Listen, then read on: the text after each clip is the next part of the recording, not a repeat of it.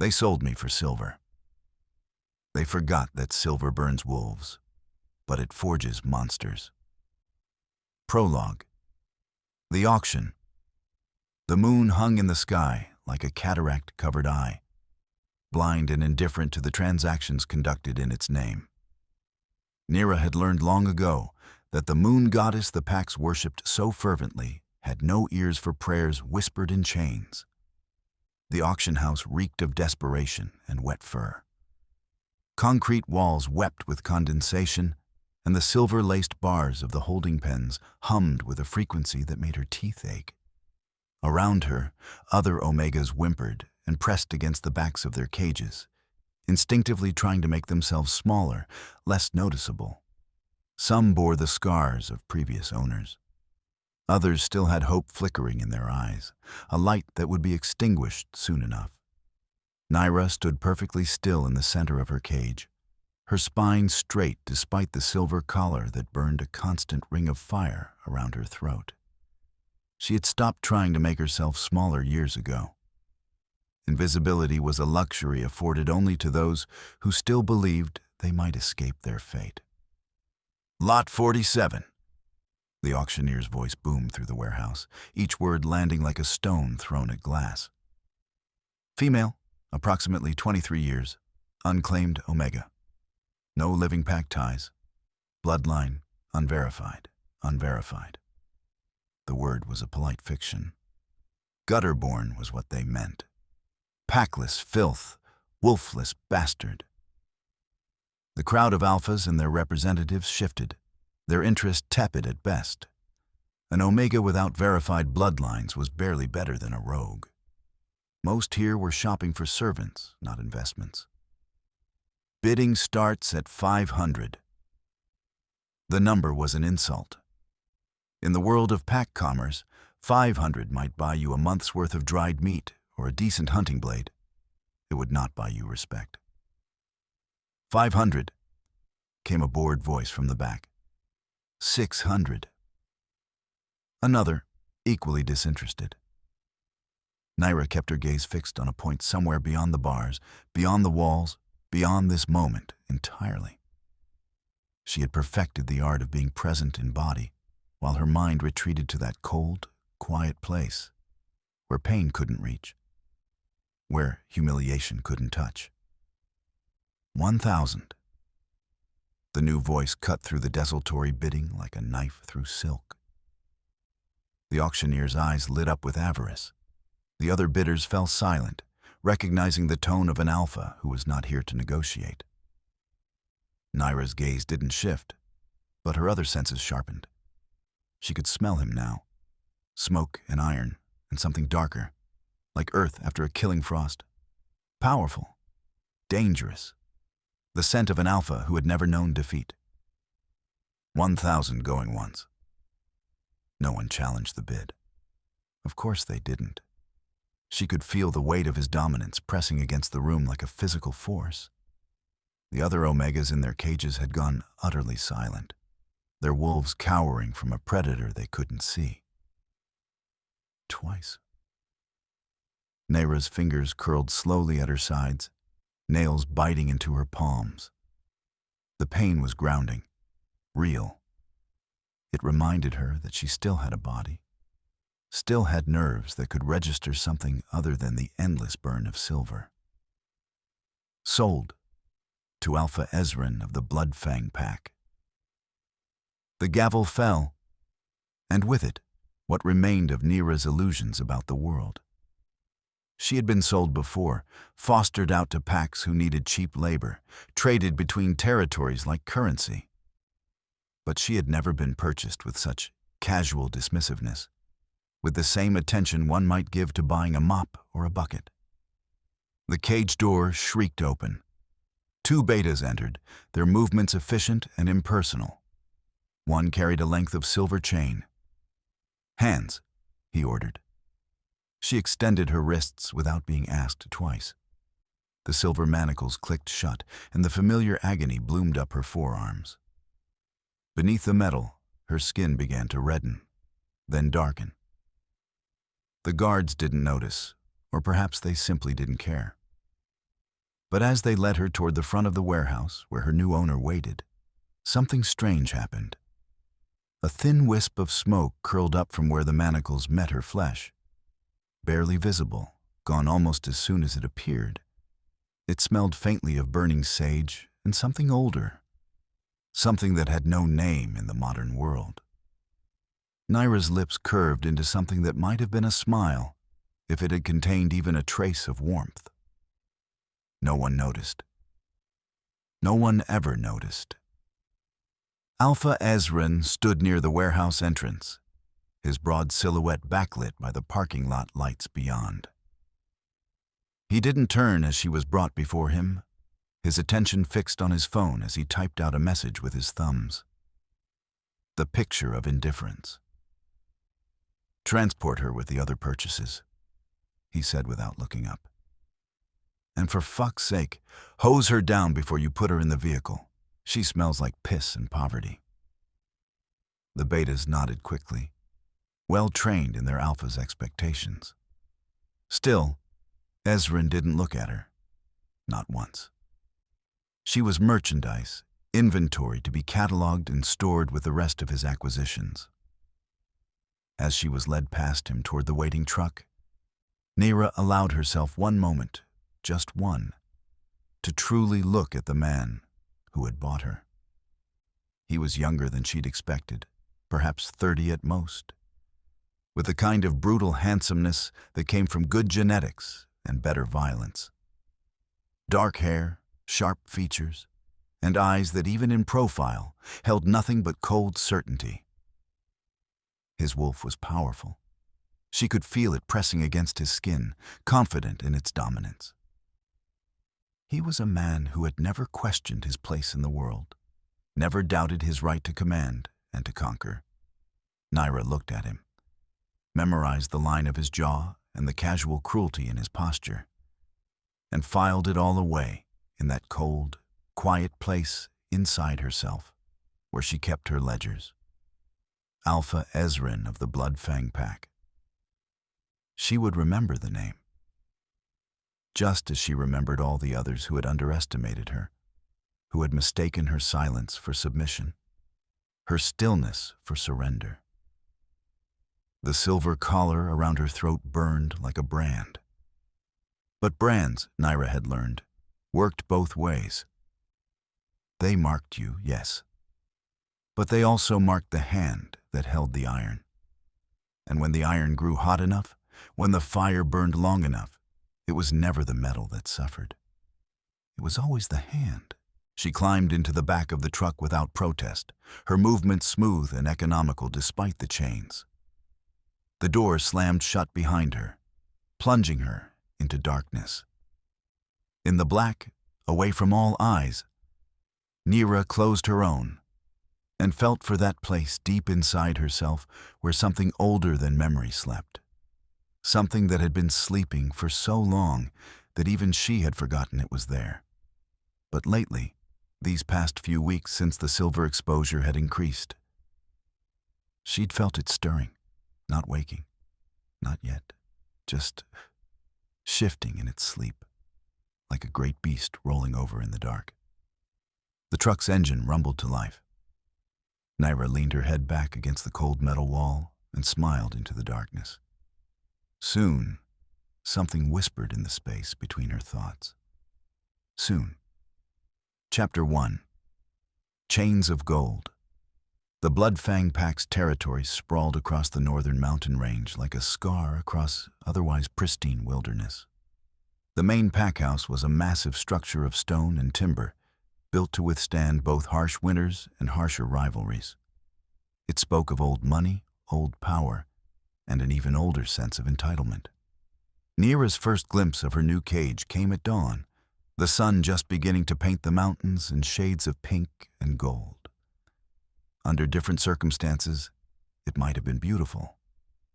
She was processed like military equipment, handed off from the transport betas to the head of house, a severe woman named Marta, whose wolf was so subdued by age that Lyra could barely sense it. Marta's eyes were flat and efficient as they catalogued her new charge. You'll be housed in the Omega quarters, 3rd floor. 6 a.m. wake up, lights out at 10. Meals are taken in the kitchen after the pack is eaten. Your duties will be assigned daily. Marta's nose wrinkled slightly. You'll start with the laundry and floor rotation. We'll see if you're capable of more delicate tasks once you've proven you can follow basic instructions. Lyra said nothing. Her silence seemed to irritate Marta more than defiance would have. When an alpha or beta addresses you, you will respond with yes, alpha, or yes, beta. When the alpha prime addresses you, you will avert your eyes and bow your head. Is this understood? Yes, Lyra said, her voice rusty from disuse. Marta's jaw tightened. Yes. What? The pause stretched between them, thick with expectation. Lyra could feel the older woman's wolf pressing at her, trying to force submission through sheer hierarchical weight. It felt like a mosquito buzzing against glass. Yes, ma'am, Lyra finally offered, her tone so devoid of inflection that it was impossible to determine if she was being sincere or mocking. Marta's eyes narrowed, but she seemed to decide that half compliance was better than none. You'll learn. They all do eventually. She turned sharply on her heel. Follow. The Omega quarters were exactly as depressing as Lyra had expected. A long hallway lined with small rooms, each barely large enough for a single bed and a dresser. The walls were thin enough that she could hear breathing and movement from the adjacent rooms. Privacy was apparently another luxury not afforded to those at the bottom. This is yours? Marta pushed open a door to reveal a space that might charitably be called Spartan. A narrow bed, a dresser with a cracked mirror, a single window that looked out onto the pack house's industrial laundry facility. Uniforms are in the dresser. You're expected in the main kitchen in 20 minutes for orientation and your first assignment. The door closed behind Marta with a definitive click. Lyra stood in the center of her new cell, for that's what it was, really, a cell with slightly softer bars, and took inventory. The silver collar had been removed during processing and replaced with a leather one embedded with a tracking chip. The manacles were gone. Small mercies, though the burns they'd left behind would take days to heal properly. She moved to the window and looked out at the mountains beyond the laundry facility. Beautiful and utterly indifferent to the petty hierarchies and cruelties that played out in the valley below. 6 months, she told herself. Maybe a year. Then I'll have enough saved to disappear properly. Find a human city, lose myself in the crowds. It was the same promise she'd made herself at every new placement, every new pack.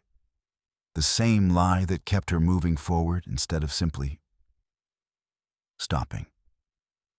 20 minutes later, she presented herself in the main kitchen, dressed in the shapeless gray uniform of the Omega caste.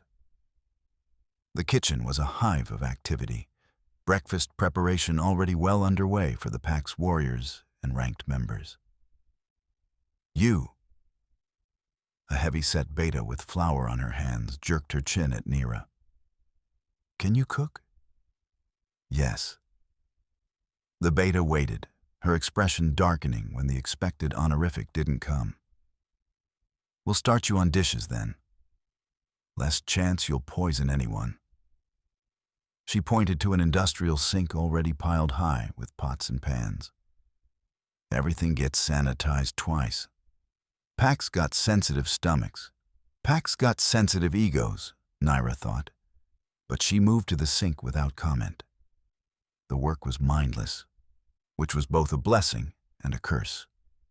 It left her hands busy, but her mind free to wander, to observe, to catalog.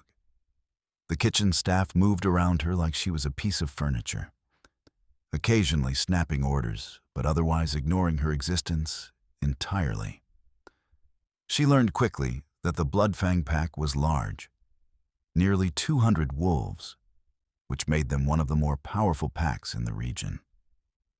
She learned that Alpha Ezren was unmarried, which was apparently a source of great speculation and gossip. She learned that the pack's warriors were brutal, efficient, and utterly loyal to their alpha. She learned that Omegas who stepped out of line simply disappeared. "Don't make eye contact with the warriors," one of the other kitchen Omegas whispered to her during a brief lull. The girl couldn't have been more than 18, her eyes too wide and skittish. "Especially not the betas. They'll take it as an invitation and—" She trailed off, but the fear in her scent completed the sentence. Lyra nodded her understanding. "Keep your head down, make yourself invisible, survive." The same rules that had governed every pack she'd ever been part of. By mid-morning, she'd been reassigned to floor duty in the pack house's main wing. She was given a bucket of harsh-smelling solution and a scrub brush, and told to make the marble floors shine like glass. She was on her hands and knees in the grand entrance hall, methodically working her way across the expensive stone, when she felt the change in air pressure that signaled an alpha's approach. Her body went still, some instinct older than thought, warning her to freeze, to assess, to prepare. Footsteps, confident and unhurried, echoed across the marble. She kept her gaze fixed on the floor, on the brush in her hand, on the small circle of soap suds spreading outward from where she'd been scrubbing. The footsteps stopped. She could sense him standing there, looking down at her, though whether with contempt or curiosity she couldn't tell. "You're the new one, from the auction." Alpha Ezren's voice was deep, edged with the kind of authority that expected obedience as naturally as breathing. Lyra didn't look up. "Yes, Alpha." The silence stretched. She could feel his wolf pressing against her, testing her, searching for the cowering submission that his dominance should have automatically triggered. When none came, when she simply remained still and silent, neither challenging nor yielding, the pressure increased. It was like being at the bottom of a deep pool, weight pressing in from all sides. Most wolves would have crumpled, bared their throats, whimpered their obeisance. Lyra's hand tightened fractionally on the scrub brush, but otherwise she didn't move. Couldn't move. Because if she moved, she might look up. And if she looked up, he might see something in her eyes that would cause problems she wasn't ready to deal with. When an alpha addresses you, you respond fully. You acknowledge. You engage. His tone held a note of something that might have been confusion beneath the command. "Look at me." It wasn't a request. Slowly, with the deliberation of someone moving through deep water, Lyra raised her head. Her eyes, a pale gray that sometimes looked silver in certain light, met his dark gaze. For a moment, just a moment, something flickered across Alpha Ezren's face. Not recognition, precisely. More like dissonance, as if his brain was receiving conflicting information and couldn't quite reconcile it. His wolf saw an Omega, small, weak, submissive by biology. But his instincts, deeper and less easily deceived, sensed something else entirely. Something that didn't cower. Something that looked back at him with eyes that held neither fear nor reverence. Just a vast, empty stillness that seemed to swallow his dominance like a stone dropped into dark water. "What's your name?" he asked. And there was an edge to the question that suggested he was asking for himself, not for his records. "Lyra, Alpha." He studied her for a long moment, his head tilting slightly like a predator trying to understand why its prey wasn't running. "You have a pack name?" "No, Alpha." "Family?" "No, Alpha." "Where were you before the auction?" "Many places, Alpha." His jaw tightened, frustration creeping into his expression. She was answering his questions, technically, but giving him nothing, and they both knew it. You'll address me with respect in my territory. You'll bow your head. You'll show proper submission. Is that understood? Yes, Alpha. But even as she said it, even as she dropped her gaze back to the floor, they both knew it was performance. The words were there, the gestures were there. But the submission, the real, bone-deep surrender that an Alpha's will should command, was utterly absent. Ezran stared at her for a long moment, and Lyra could practically feel him trying to decide if this was defiance or if she was simply too broken to respond properly. Finally, he made a dismissive sound low in his throat. Finish the floor. Report to Marta when you're done. He walked away, his footsteps sharp against the marble. Lyra returned to her scrubbing, her movements steady and rhythmic. But inside, in that cold, quiet place, she was thinking. Alpha Ezran was like all the others, arrogant, entitled, convinced of his own superiority. He would underestimate her. They always did. But there had been something in that moment of eye contact, some flash of uncertainty that she filed away for future reference. He was not as confident as he pretended, or perhaps his wolf was not as convinced as he was. Either way, it was information, and information, in her experience, was the only currency that mattered when you had nothing else to trade. She was moving her bucket to a new section of floor when her hand brushed against something cold and sharp. She looked down to find a silver knife, dropped by someone and kicked under the edge of a decorative table.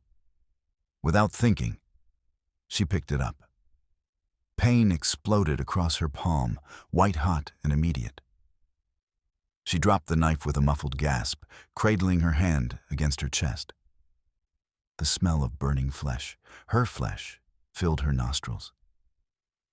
Saints preserve us, girl. What have you done? One of the older servants, a gray-haired beta named Marcus, rushed over. He took her hand, examining the burn with a practiced eye. The imprint of the knife's handle was seared into her palm, the flesh already blistering. Silver doesn't usually burn wolves this fast, he muttered, his brow furrowing.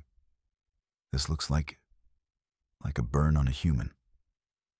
Lyra pulled her hand back, closing her fingers over the wound. It's fine. I'll wash it and bandage it. Marcus looked at her skeptically. You should see the pack healer. That's going to get infected otherwise. I said it's fine. The sharpness in her tone surprised them both. Marcus stepped back, his hands raised in a placating gesture. As you say. But keep it clean. Silver poisoning is nothing to play with. He walked away, shaking his head and muttering about stubborn omegas.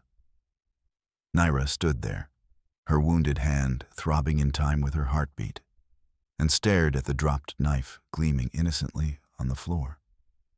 Silver burned all wolves to some degree.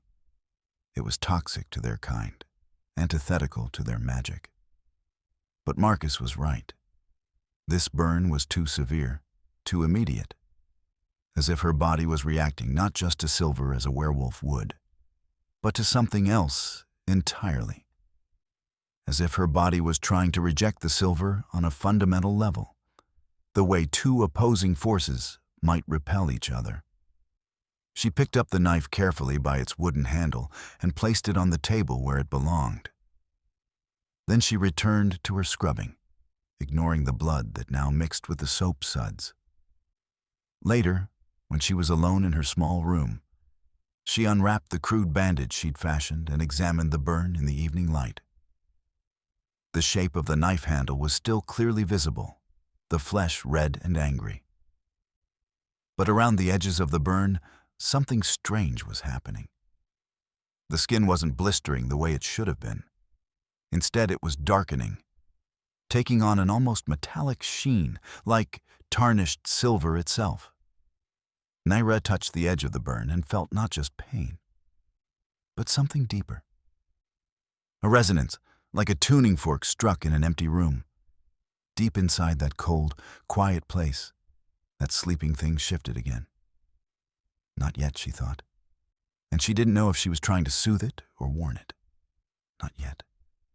But soon, she rewrapped her hand and lay down on the narrow bed, staring up at the water-stained ceiling. Outside her window, the moon was rising, full and bright, and utterly indifferent to the monsters that hunted beneath its light.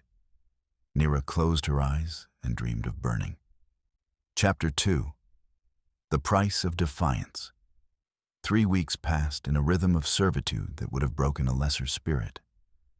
Wake before dawn, work until exhaustion made her hands shake, collapse into dreamless sleep only to begin again.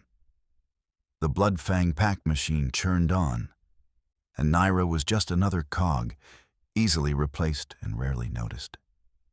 She preferred it that way. The burn on her palm had healed strangely, leaving a scar that looked more like a brand than an accident. The other Omegas had stopped asking about it after she'd made it clear the topic was closed. Now it was just another mark on a body that had collected them the way trees collected rings. Each one a record of time survived. She had learned the pack house's rhythms, its unspoken rules, the dangerous territories to avoid. The third-floor corridor past midnight, where the unmated betas prowled for vulnerable prey. The eastern training grounds on full moon nights, when dominance fights turned bloody. The alpha's study, where Ezrin held court and passed judgments that were absolute as gravity. She had carved out a small, invisible existence, and for 3 weeks, it had almost felt like it might be enough. Then came the pack gathering. They held them monthly, Lyra had learned. A formal assembly where the alpha addressed his pack, where achievements were recognized and infractions punished, where the hierarchy was reinforced through ritual and spectacle. Attendance was mandatory for all pack members, even the Omegas who existed at the furthest edges of the social structure. The great hall was packed with bodies by the time Lyra slipped in through the servants' entrance. 200 wolves created a kind of collective pressure, all those dominances and submissions pressing against each other, creating a complex hierarchy that she could feel like barometric pressure before a storm. The Omegas were directed to the very back of the hall, standing room only, where they could witness the proceedings without contaminating the higher ranks with their presence. Lyra positioned herself behind a stone pillar, half hidden, instinctively seeking any available cover. Alpha Ezrin entered from the main doors, and the crowd's murmur died instantly. He moved with the fluid confidence of a predator at the top of the food chain, his wolf so close to his skin that the air around him seemed to shimmer. Behind him came his betas, 5 of them, each large and brutal in their own right, but diminished by their proximity to their alpha. Ezrin took his place on the raised platform at the hall's far end, settling into a chair that was too ornate to be called anything but a throne. His dark eyes swept the assembled pack, and Lyra felt the weight of his attention like a physical touch, even though she knew he couldn't possibly distinguish her from the other gray-uniformed Omegas at the back. "My pack," he began, his voice carrying effortlessly through the acoustically designed space. "Another month of strength, another month of prosperity. Our borders remain secure, our enemies remain in check, and our future remains bright." The pack responded with varying degrees of enthusiasm. Howls from the warriors, respectful nods from the elders, subdued acknowledgement from the Omegas. It was choreographed, practiced, the kind of display that reinforced bonds and hierarchies simultaneously. Ezrin proceeded through the agenda. Recognitions for distinguished warriors, announcements of new matings, updates on territorial negotiations with neighboring packs. Lyra let it wash over her. her attention drifting to the elaborate tapestries hanging on the walls, the carved wood paneling, the crystal chandeliers that probably cost more than she'd earn in 10 lifetimes. Then Ezran's voice changed, dropping into a register that made every wolf in the room snap to attention. "It has come to my attention," he said, his tone soft but deadly, "that we have members of this pack who believe the rules don't apply to them, who think that my authority is negotiable." The temperature in the room seemed to drop 10 degrees. Lyra's focus sharpened, her survival instincts screaming warning. "Beta Marcus." Ezran's gaze fixed on someone in the middle of the crowd. "Step forward." The gray-haired Beta who had helped Lyra with her hand moved through the parting crowd, his face carefully neutral, but his scent betraying anxiety. He climbed the steps to the platform and bowed deeply. "Yes, Alpha. You were seen trading with merchants from the Rivercrest Pack without authorization. You know that all external trade must be approved by myself or my second. You know this, yes?" Marcus's jaw tightened. "The trade was minor, Alpha. Simple herbs, and I asked if you knew the rule, not if you thought the rule applied to you." The whip crack of command in Ezran's voice made several of the younger wolves whimper. Marcus's shoulders sagged. "Yes, Alpha, I knew." "Then you deliberately defied pack law." Ezran leaned forward slightly. "Give me one reason I shouldn't strip your rank and exile you right now." The hall held its collective breath. Exile for a pack wolf was a death sentence, slow and agonizing, as the isolation drove them mad and their wolf tore them apart from the inside. Marcus swallowed hard. "I have served this pack for 30 years, Alpha. I meant no disrespect. It was an error in judgment." The silence stretched, taut as a drawn bowstring. Then Ezran waved his hand dismissively. 2 weeks confined to quarters, wages docked by half. Consider yourself fortunate that your years of service bought you leniency." He sat back, his expression cold. "But understand, there is no hierarchy without rules, no strength without discipline. Next time, there will be no mercy." "Thank you, Alpha." Marcus bowed so low his forehead nearly touched the floor, then retreated quickly. Lyra watched the exchange with detached interest. It was theater, really. A performance designed to remind everyone of their place, to demonstrate both Ezran's power and his occasional mercy. Effective, if heavy-handed.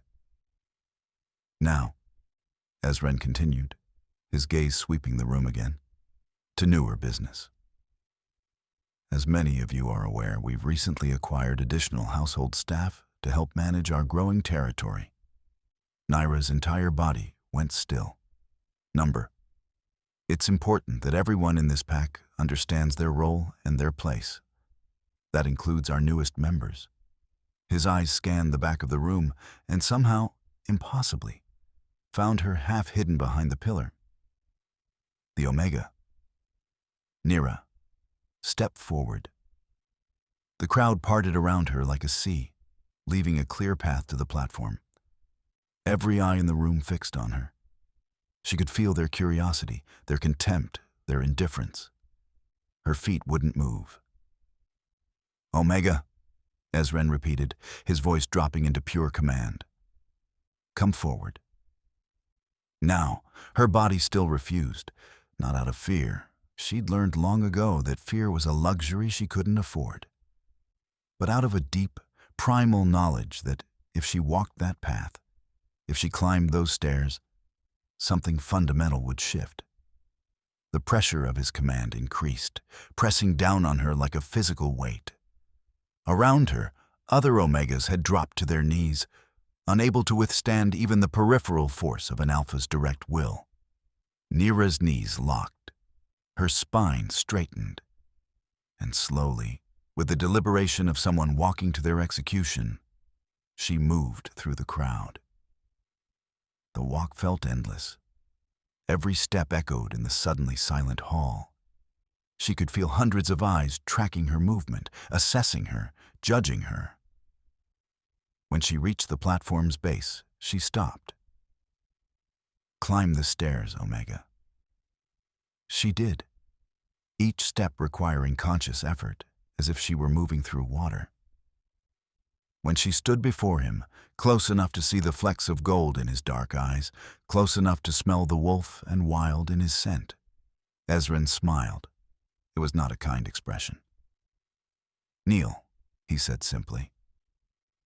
The command hit her like a sledgehammer. Not just the words, but the force behind them. Every ounce of his alpha will focus to a point and driven into her resistance like a stake. Pack bonds amplified an alpha's power over their members. But Lyra had no pack bond, no connection to Bloodfang beyond the purely transactional. Which meant that the command, powerful as it was, had nothing to root itself in. It slid off her like water off glass. She remained standing. The confusion on Ezran's face was almost comical. Then the confusion hardened into something dangerous.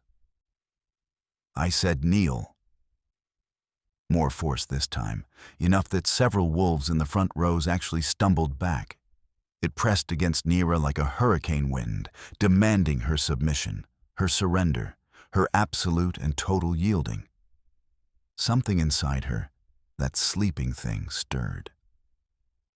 And in that moment, looking up at Alpha Ezran with his absolute certainty and his absolute power, Lyra made a choice that would doom them both. No. The word fell into silence like a stone into still water, sending ripples of shock through the assembled pack. Ezran's expression went utterly blank. Then rage flooded in, turning his eyes to pitch. "What did you say?" "I said no, Alpha." Her voice was quiet but clear. "I will not kneel." The gasps from the crowd were like a collective indrawn breath. Several wolves started forward, clearly intending to force her compliance, but Ezran's raised hand stopped them. "You refuse a direct command from your Alpha?" His voice was deadly soft now, the kind of quiet that preceded violence. "You are not my Alpha." The words came from somewhere deep inside her, from a place she hadn't known existed. "I have no Alpha. I have no pack. You purchased my labor, not my loyalty, not my submission." For a moment, just a heartbeat. Uncertainty flickered across Ezran's face, as if some part of him recognized the truth in her words, recognized that the bond he assumed existed simply didn't. Then the uncertainty vanished beneath cold fury. "You want to challenge hierarchy? Want to spit on pack law?" He stood slowly, his full height suddenly intimidating. "Fine. Let's see how long your defiance lasts." He descended the steps in 2 strides and grabbed her wrist, his grip bruising. From his pocket, he produced a silver coin. Not small change, but a large trade piece, nearly the size of his palm. "Hold this," he commanded, pressing it into her hand. "Hold it until I tell you to drop it." The silver touched her palm, the same palm that still bore the scar from the knife, and agony exploded through her nervous system. It was different from the knife burn. More intense, more immediate, as if the silver was reacting not just to her wolf, but to something else entirely. The flesh where the coin touched began to smoke almost instantly, the acrid smell of burning meat filling the air. She could feel the metal trying to burrow into her skin, trying to find what it was meant to poison and destroy.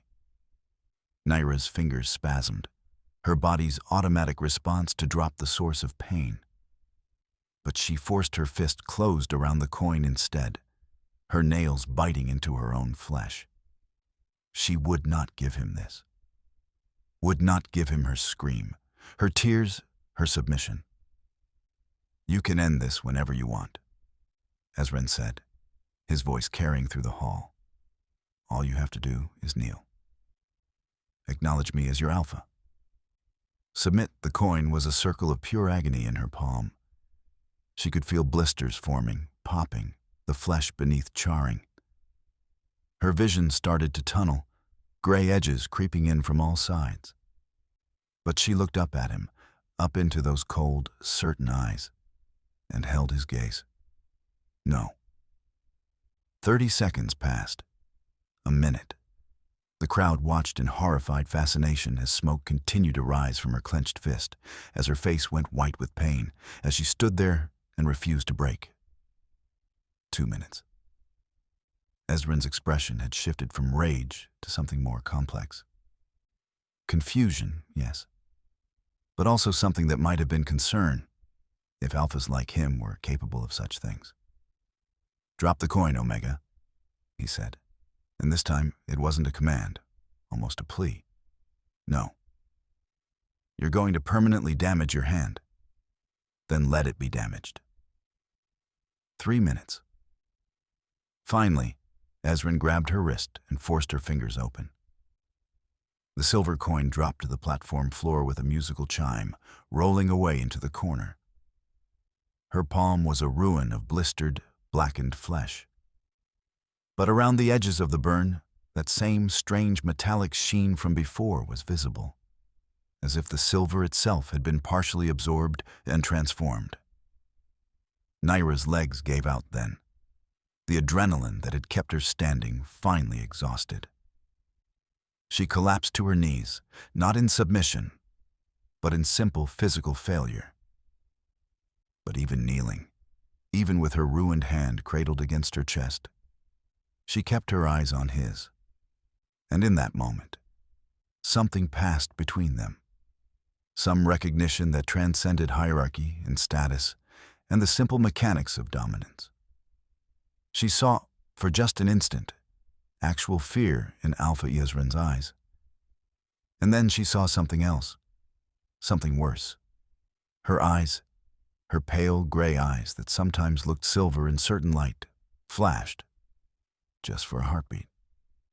But in that flash, they were not gray or silver or any color that belonged to any wolf he'd ever known. They were gold. Ancient, burning gold. Like coins pulled from a dragon's hoard. Like captured stars. Like fire that had burned so long it had transcended heat and become something else entirely. Then the moment passed, and they were gray again, dull with pain and exhaustion. But Ezrin had seen it, and from the sudden silence in the room, so had others. "Get her to the healer," he said roughly, stepping back. "Now." 2 betas rushed forward and half-carried, half-dragged her from the platform. The crowd parted silently, their shock palpable in the air. As she was pulled through the hall, Lyra caught glimpses of faces, some horrified, some impressed, some hungry with the kind of malice that saw weakness and wanted to exploit it. But one face in particular caught her attention. An old woman standing near the back, her hair white as bone and her eyes clouded with cataracts. The pack's seer, though most dismissed her as simply mad. She was staring at Lyra with an expression of absolute terror. Their eyes met, and the old woman's lips moved, forming words that Lyra couldn't hear over the chaos. But she could read lips well enough. They're waking up. Chapter 3. The Forbidden Scent. The pack healer's quarters smelled of sage and antiseptic, an odd combination that made Lyra's nose itch. She sat on the examination table, her ruined hand extended while the healer, a middle-aged woman named Dr. Sarah, with kind eyes and a no-nonsense manner, worked with quick, efficient movements. This should have killed the nerves. Sarah muttered, applying a salve that smelled of silver leaf and honey. The burn went down to the bone in places. "You should be screaming." Lyra said nothing. She'd stopped screaming at pain years ago. "The scarring is going to be significant. I can minimize it, but..." Sarah trailed off, her brow furrowing as she examined the burn more closely.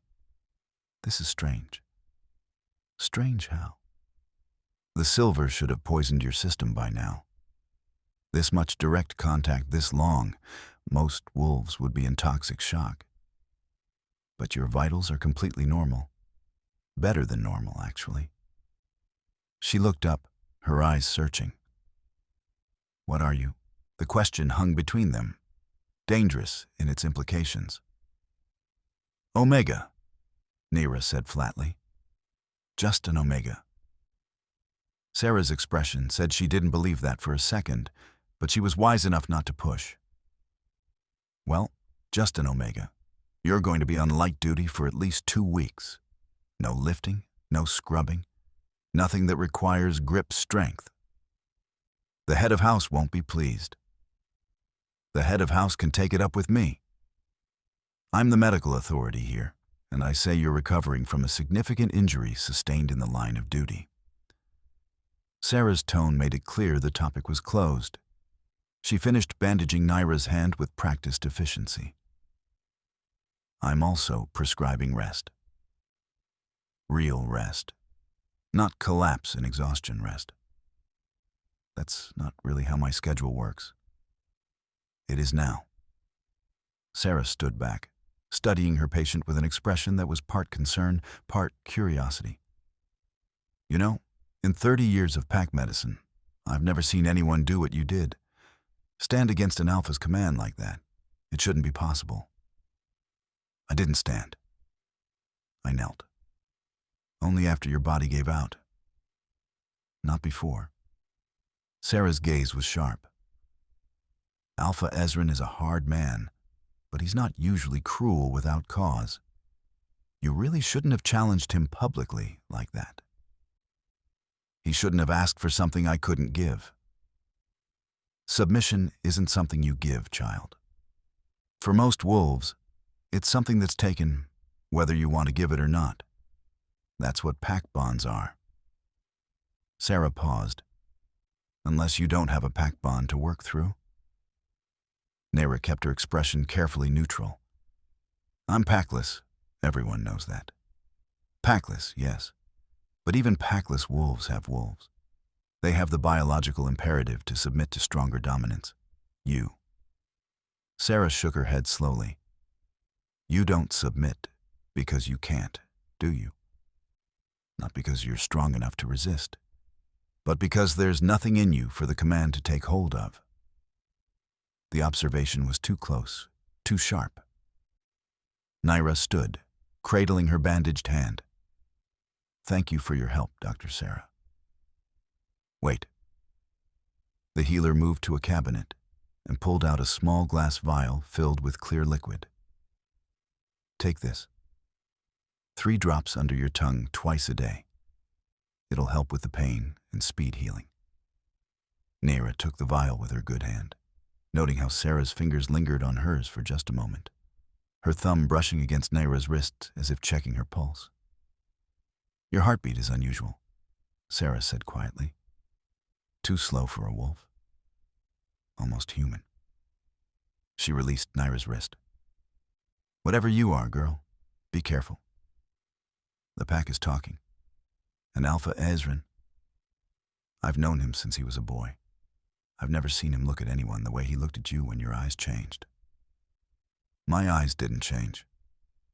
We both know that's a lie. Sarah's expression was grave.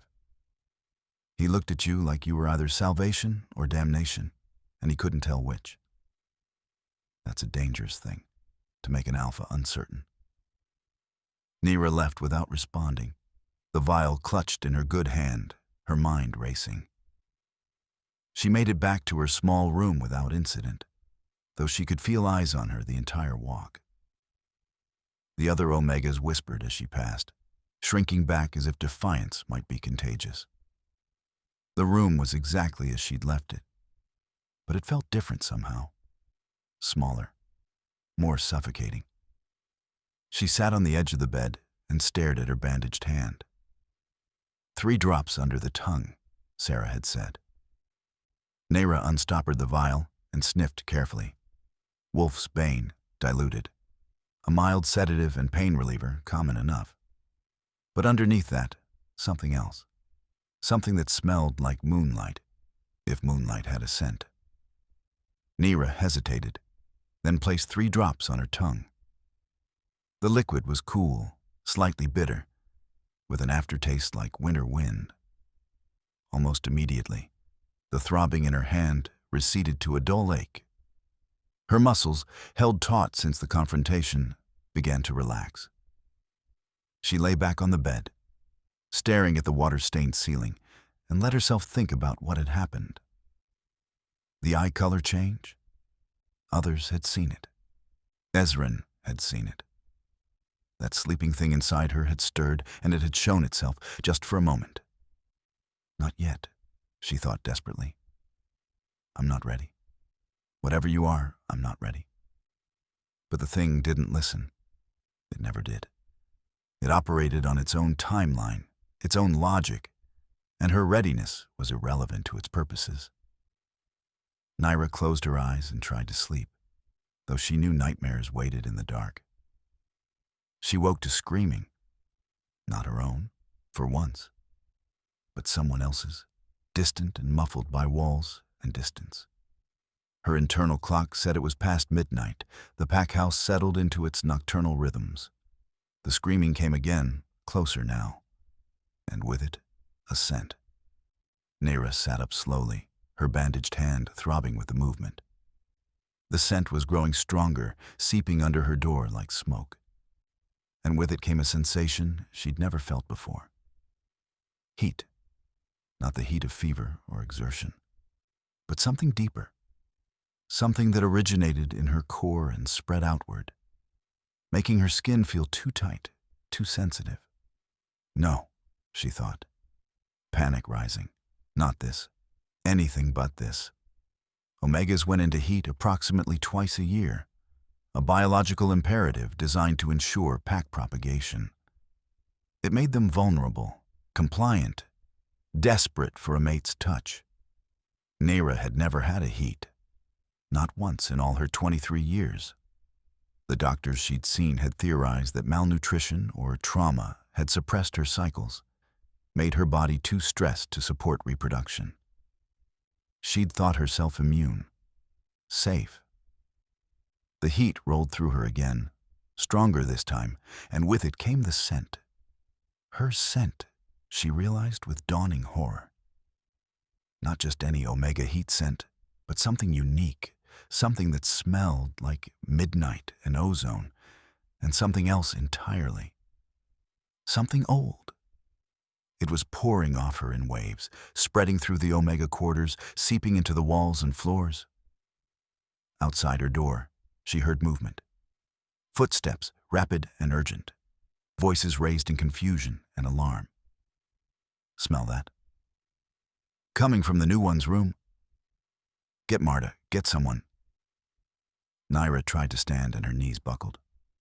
The heat was intensifying, making it hard to think. Hard to focus on anything except the ache building inside her. Number, fight it. You've fought worse. But this was biology.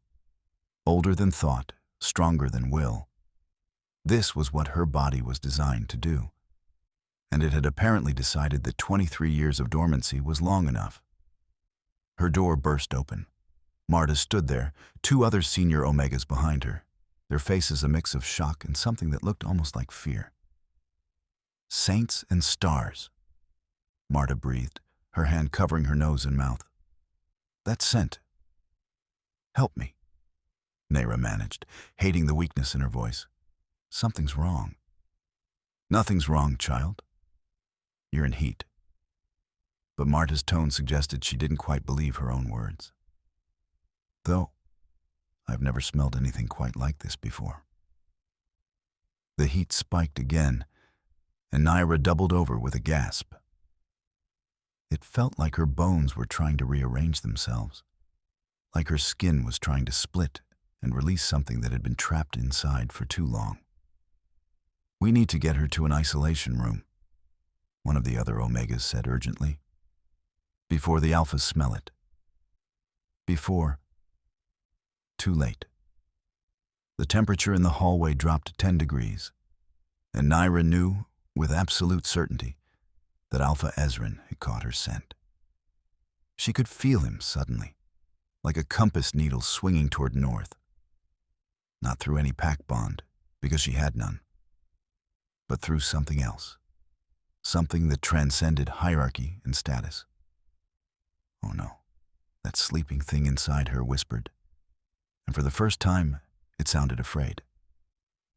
He's going to know. Footsteps, running now, echoing through the pack house, coming closer. Move her, now! Marta grabbed Lyra under one arm, the other Omega taking the other side, and they half-carried her toward the isolation rooms at the hall's far end. They almost made it. Alpha Ezrin rounded the corner, and the scent hit him like a physical blow. Lyra, even through the haze of heat, saw the exact moment his control shattered. His eyes flooded black, his wolf rising so close to the surface that his bones creaked with the strain of not shifting. Put her down. Each word was forced out through a clenched jaw. Alpha, she needs medical.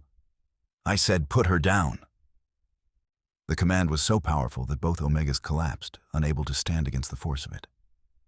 Lyra fell with them, landing hard on her knees, her injured hand screaming in protest. Ezrin stalked toward her, every line of his body screaming predator. But his eyes held something more complex than simple lust. Confusion, fear, hunger, recognition. What are you? He asked, his voice rough. What the fuck are you? Lyra tried to speak, but the heat chose that moment to crest, and all that came out was a whimper. The sound did something to Ezrin. His wolf surged, and he dropped to one knee in front of her, his hands gripping her shoulders. That scent, he said, his voice barely human now. I know that scent. My wolf knows that scent. But it's impossible. The bloodline died out. They all died out. I don't, Lyra gasped, trying to pull away, trying to think through the fire in her blood. I don't know what you're talking about. Liar.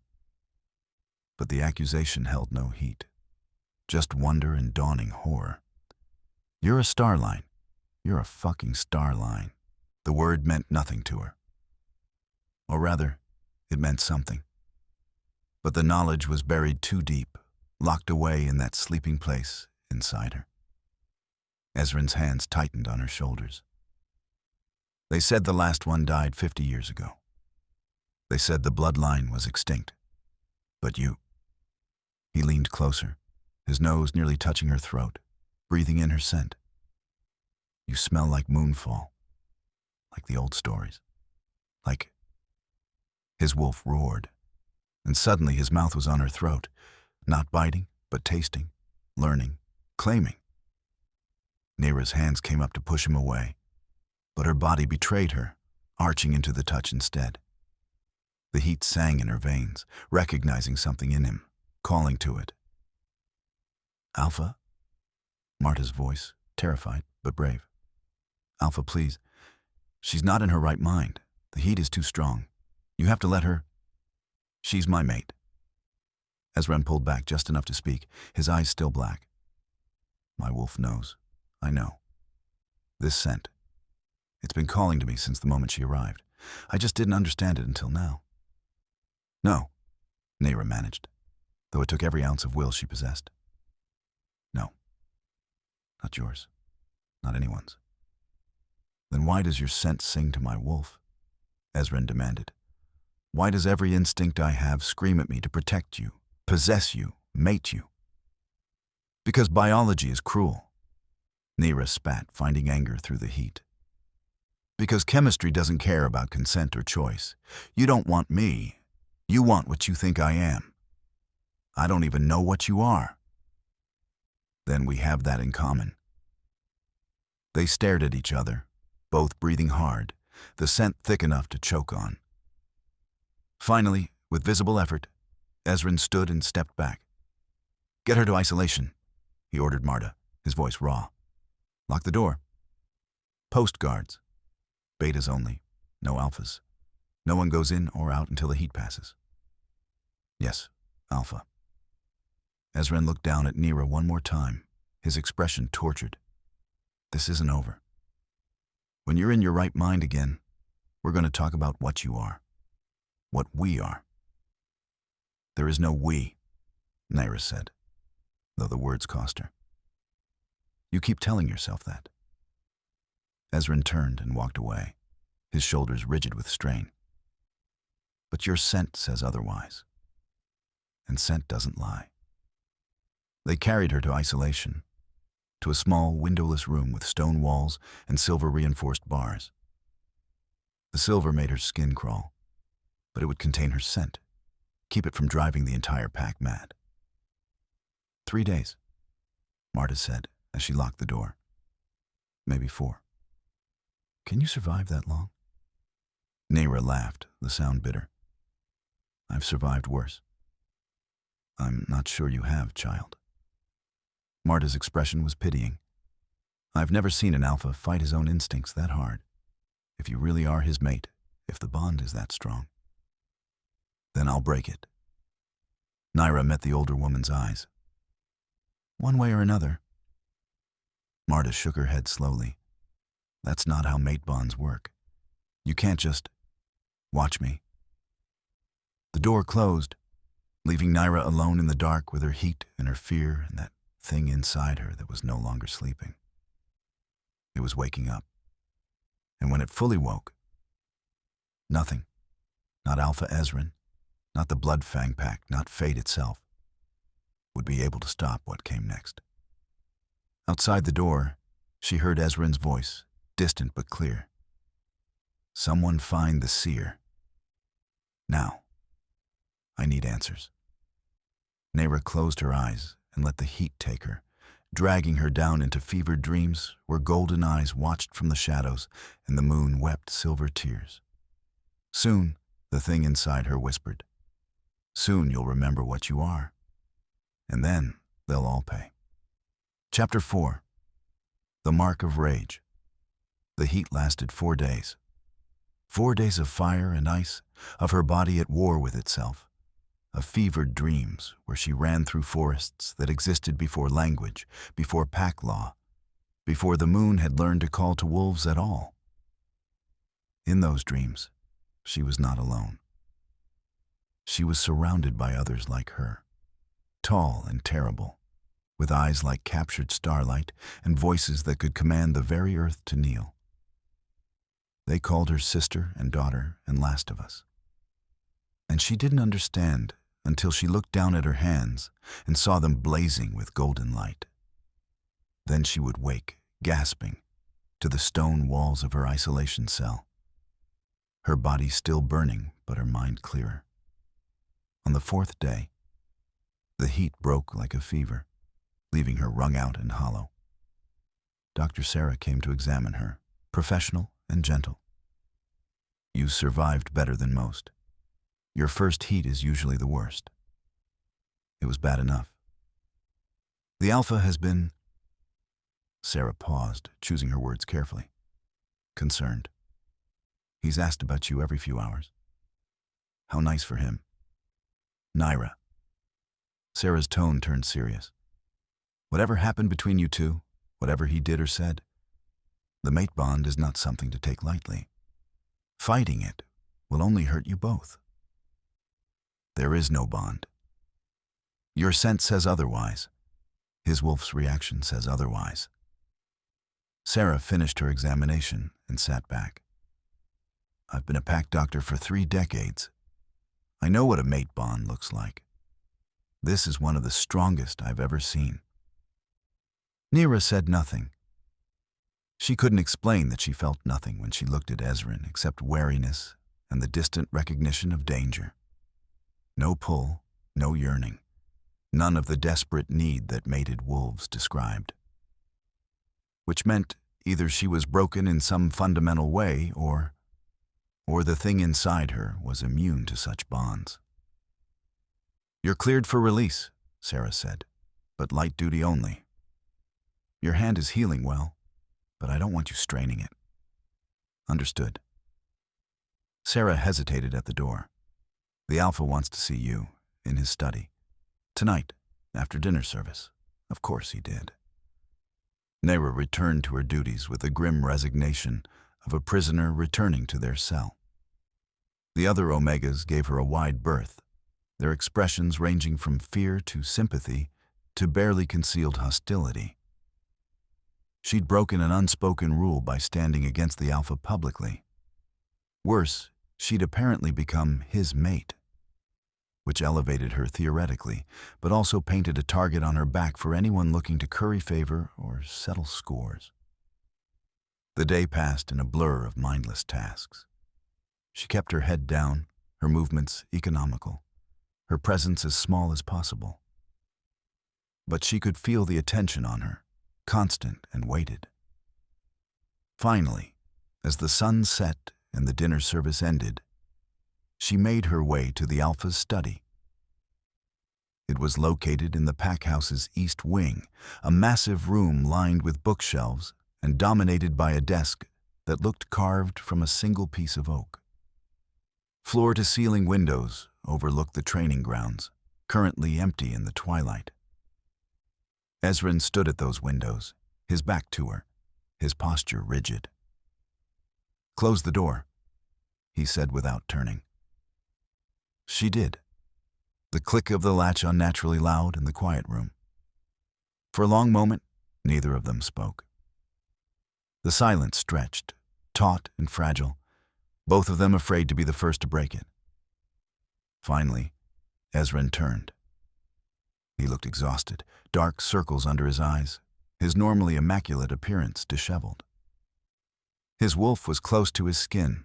She could see it in the slight glow of his eyes, the way his muscles were tensed as if ready to shift at any moment.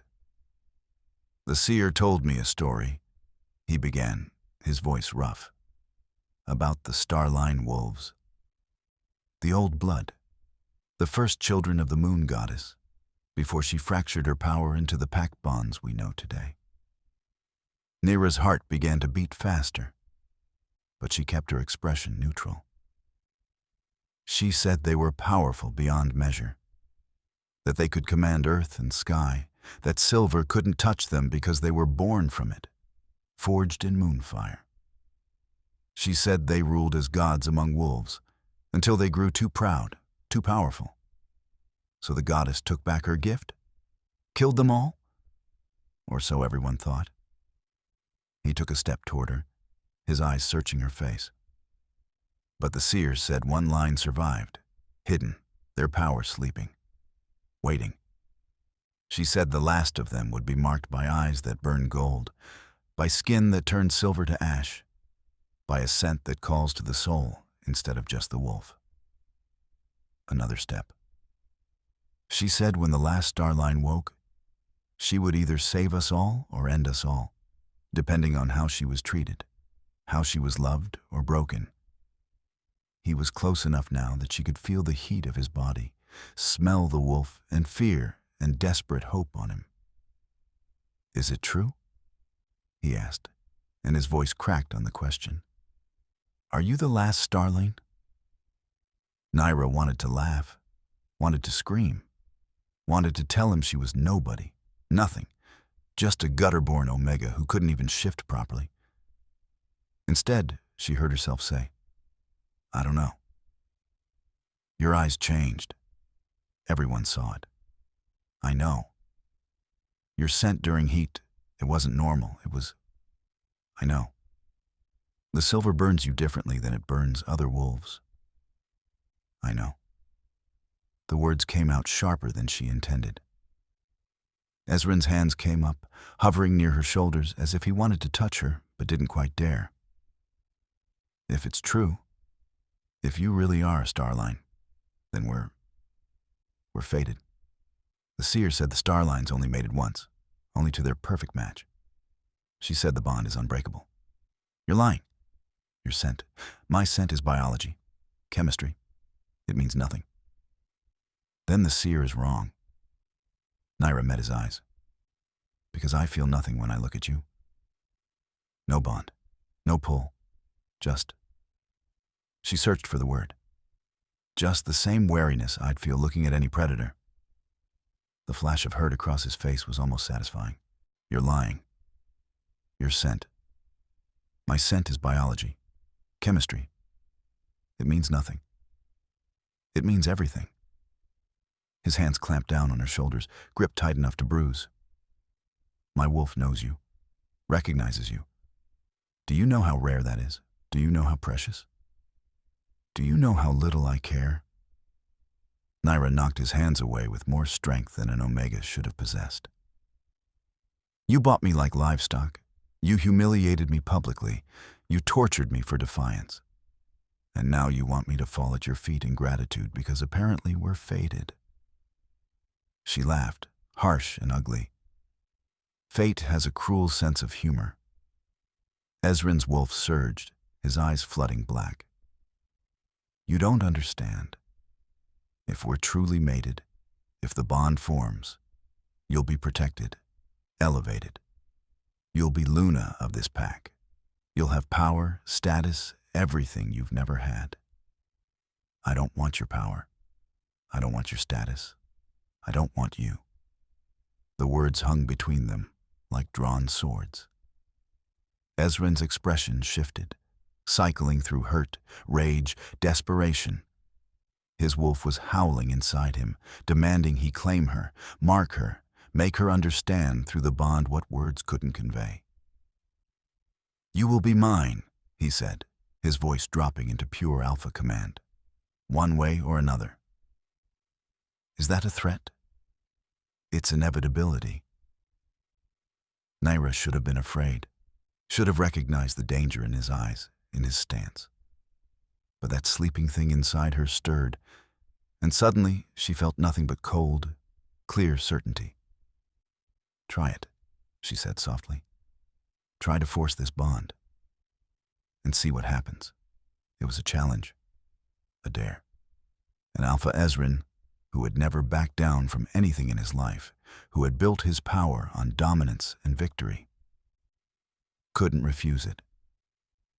He moved faster than should have been possible, his hand tangling in her hair, pulling her head to the side to expose her throat.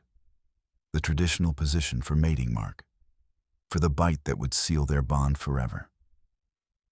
I don't want to force you, he said against her skin, his voice ragged. But I can't fight this anymore. My wolf is going mad.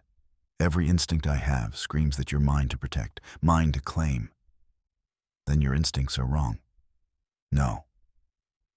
His teeth grazed her throat, a promise and a threat. They're the only thing that's right. Lyra should have struggled, should have fought. But some dark, reckless part of her wanted to see what would happen.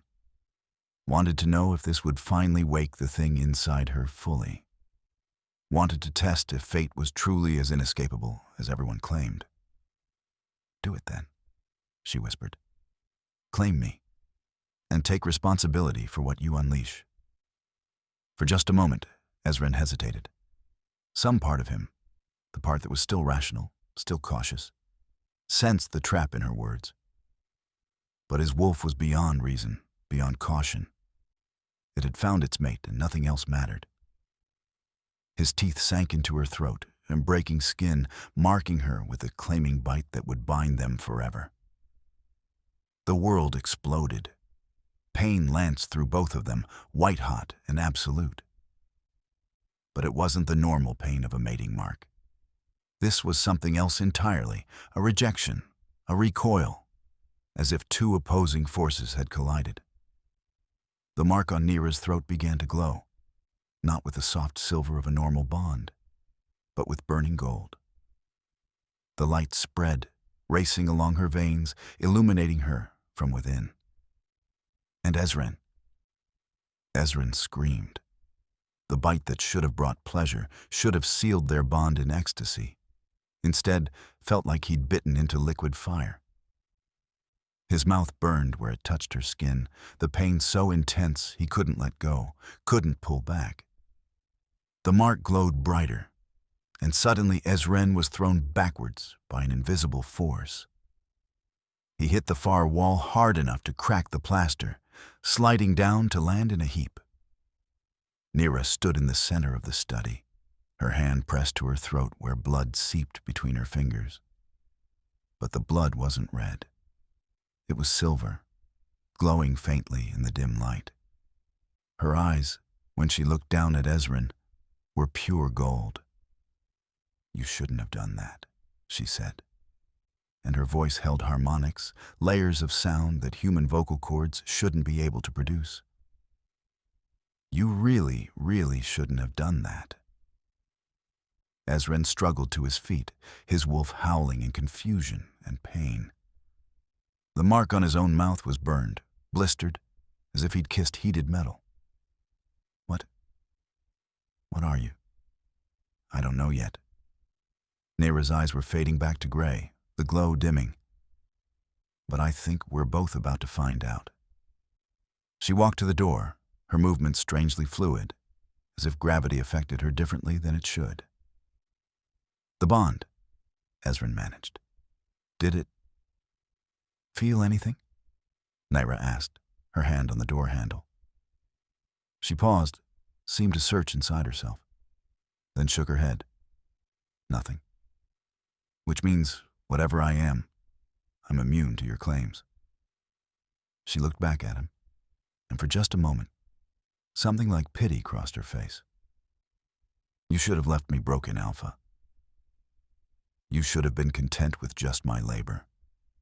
Because now you've woken something that doesn't understand mercy." She left, the door closing softly behind her. Ezrin stood alone in his ruined study, his hand pressed to his burned mouth, feeling the half-formed bond writhing in his chest like a living thing. It was there. He could sense her through it, feel her emotions bleeding through even as she tried to wall them off. But it was wrong, malformed, like a bridge built between shores that were moving apart instead of together. He staggered to his desk and collapsed into his chair, his body shaking with reaction. His wolf was silent for the first time in his life, shocked into submission by something it couldn't understand, couldn't categorize, couldn't dominate. And somewhere in the pack house, he could feel Lyra moving through the halls, her presence a cold flame that made every wolf she passed shudder with instinctive dread. "What have I done?" he whispered to the empty room. But the room had no answers, only the moon, rising outside his window, cold and blind and utterly indifferent to the monsters made in her name. Chapter 5. Whispers of the Forgotten. The mark on Lyra's throat burned for 3 days. Not the hot, immediate pain of the initial bite, but a constant, low-grade agony that reminded her with every breath that she was no longer entirely her own. The claiming mark should have sealed within hours, settling into a silver scar that proclaimed her status as a mated wolf. Instead, it remained angry and open, the edges tinged with that strange metallic sheen. When she looked at it in the cracked mirror of her room, she could see her pulse beating beneath the torn skin, and each throb sent a flicker of gold through her veins. The bond, such as it was, pulled at her constantly. She could feel Ezrin through it, a dark presence at the edge of her consciousness, his confusion, his fear, his desperate, growing obsession. She could also feel his wolf, and that was worse, because his wolf didn't see her as a person or even as a mate. It saw her as something to possess, to cage, to keep safe from a world that would destroy such a rare and precious thing. Lyra had been many things in her life: property, servant, burden. But she had never been precious to anyone. The irony of finally being valued only to be valued wrong was not lost on her. She returned to her duties, though Marta tried to argue for more rest. Work was better than thinking, better than feeling the weight of eyes that now followed her everywhere, some hungry, some hateful, all calculating what her new status meant for the pack's hierarchy. She was scrubbing the main hall floors. Again, always again, the marbles seemed to absorb dirt like a sponge. When a gnarled hand grabbed her wrist, Lyra looked up into the clouded eyes of the seer. Up close, the old woman was even more unsettling. Her face was a map of wrinkles, her white hair wild and unkempt, her breath sour with age and something else. Herbs, maybe, or prophecy, if prophecy had a smell. "You," the seer hissed, her grip surprisingly strong. "I need to speak with you." "I'm working." "Fuck the work." The profanity sounded strange in the old woman's creaking voice. "This is more important than clean floors." Lyra glanced around, but the hall was empty, the other servants having learned to make themselves scarce when the seer wandered through. Most considered her mad, her prophecies the ravings of a mind too long exposed to the moon's madness. But Lyra remembered the look on the old woman's face during the pack gathering. The terror that had been too specific to be general madness. 5 minutes, Lyra said. The seer released her wrist and hobbled toward a small alcove off the main hall, gesturing for Lyra to follow. Once they were hidden from casual observation, the old woman turned with surprising quickness. "Let me see it." The mark. Lyra hesitated, then pulled down the collar of her uniform, exposing the angry wound on her throat. The seer leaned close, her breath hot against Lyra's skin, and made a sound that might have been a laugh or a sob. "Blessed moon, it's true. The Alpha actually tried to claim a Starline." She pulled back, her clouded eyes somehow still managing to bore into Lyra's. "How much do you remember?" "Remember? I don't." "Lies!" The seer's hand shot out, pressing against Lyra's forehead. "I can see it in you, girl. The old blood, the sleeping memories. They're waking up, bit by bit. You've started having the dreams, haven't you?" Lyra's breath caught. She hadn't told anyone about the dreams, about the forests that predated civilization, about the others with golden eyes who called her sister. "I see the truth of it on your face." The seer's expression turned pitying. "You poor child. You don't even know what you are, what you were, what you will become." "Then tell me, the Starlines were the moon goddess's first children. Before pack bonds, before the hierarchy of Alpha and Omega, there were only them. Her warriors, her champions, her most beloved." The seer's voice dropped to a whisper. "But power corrupts, and absolute power corrupts absolutely. The Starlines grew proud.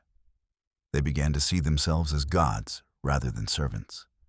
So the goddess did what any mother would do to a rebellious child. She killed them," Lyra finished, remembering what Ezran had told her. "No." The seer shook her head sharply. "She put them to sleep, buried their power so deep inside their bloodlines that it would take generations for it to surface again. And she scattered them, broke their pack bonds, made them forget what they were. It was a mercy in its way. Better to sleep than to die. But I'm not asleep anymore. No, you're waking up, has been for a while if I had to guess. The silver exposure probably accelerated it. Silver is sacred to the moon, and the Starlines were born from moonfire. It calls to you, even as it burns." The seer's grip on Lyra's arm tightened. "And now the Alpha has tried to claim you, tried to bind you with a mating mark. Do you know what that means?" Lyra shook her head, afraid she already knew the answer. "It means he's woken you up fully. The bond, even a broken, malformed bond like yours, it's created a bridge between his soul and yours. And your soul, child, is connected to power that predates wolves themselves.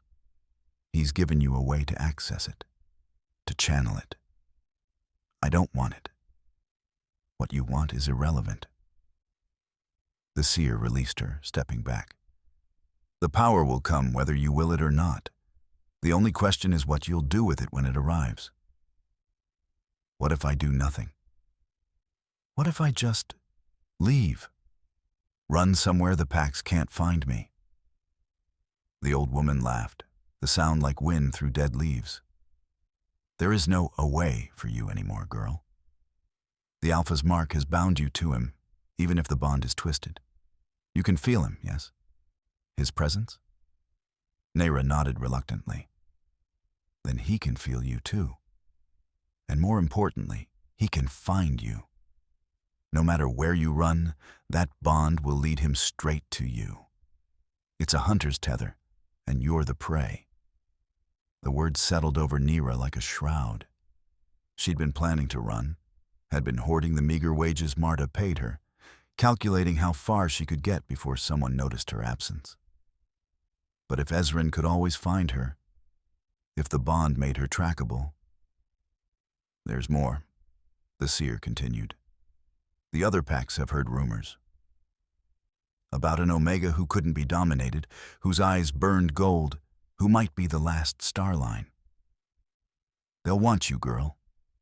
Want to study you, breed you, use your bloodline to strengthen their own packs. Or they'll want you dead, afraid of what you might become. So I'm trapped. Can't run, can't hide, can't even die without someone wanting to use my corpse. Now you're beginning to understand. The seer's expression softened slightly. I'm sorry, child. You were born into a game you can't win.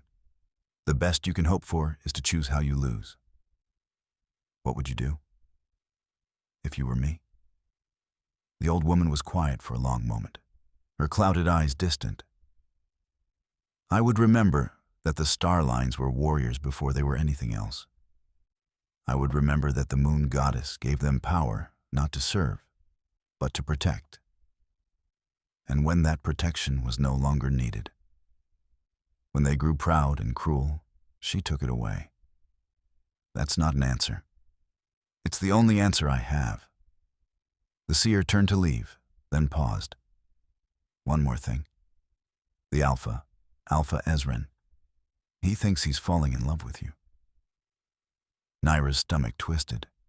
That's not love. That's obsession. Is there a difference when you're dealing with an Alpha who's never been denied anything? The seer shook her head. He's dangerous, girl.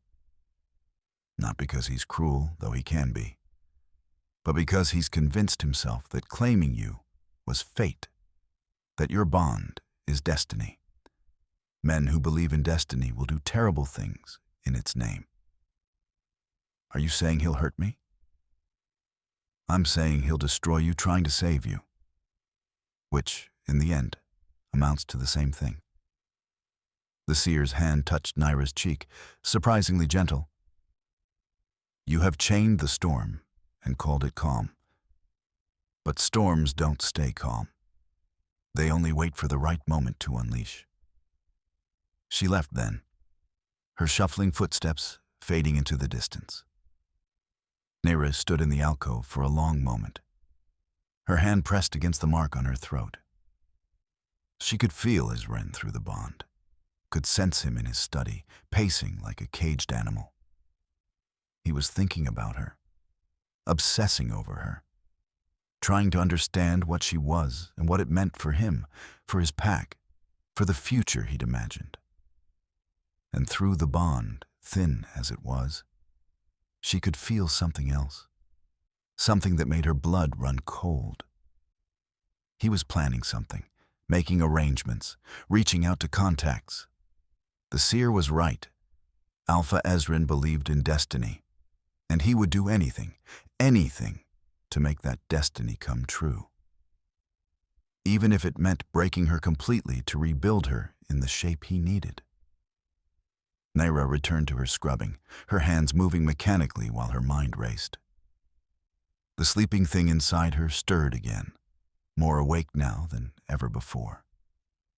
She could feel it pressing against the inside of her skin, testing boundaries, searching for weaknesses.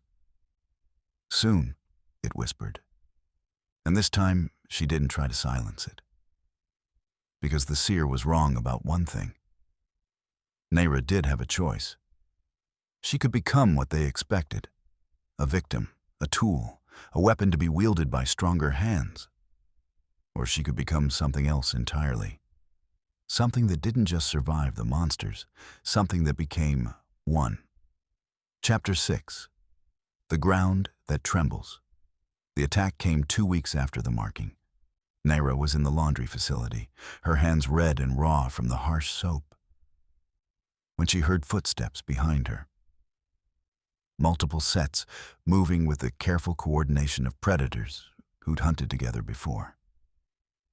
She didn't turn around, didn't run, because running would only make it worse, and she'd learned long ago that showing fear was an invitation for more pain. Well. The voice belonged to Beta Marcus, the same Marcus who'd helped her with her burned hand, who'd been punished publicly for unauthorized trading. If it isn't the Alpha's little pet. 3 of them, she counted by scent. All betas, all male, all radiating the kind of barely contained violence that suggested they were here for more than conversation. "I'm working," Lyra said quietly, not turning from the industrial sink. "We can see that. Working so hard to earn your place." Marcus's footsteps came closer. "Tell me, Omega, do you think you're special now? Because you somehow wormed your way into the Alpha's bed?" "I'm not in anyone's bed." "No?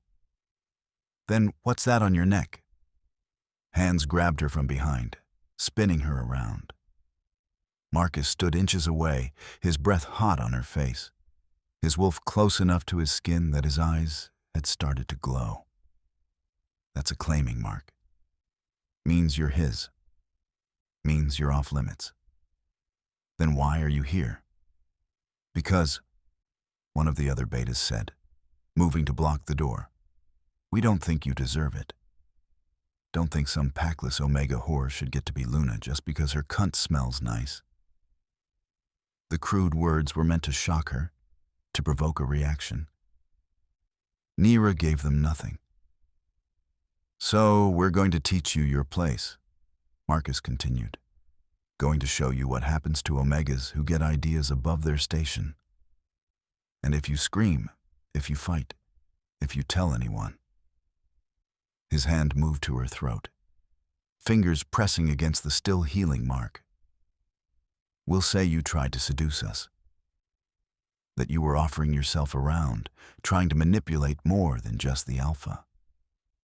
Who do you think they'll believe?" The pressure on her throat increased, making it hard to breathe.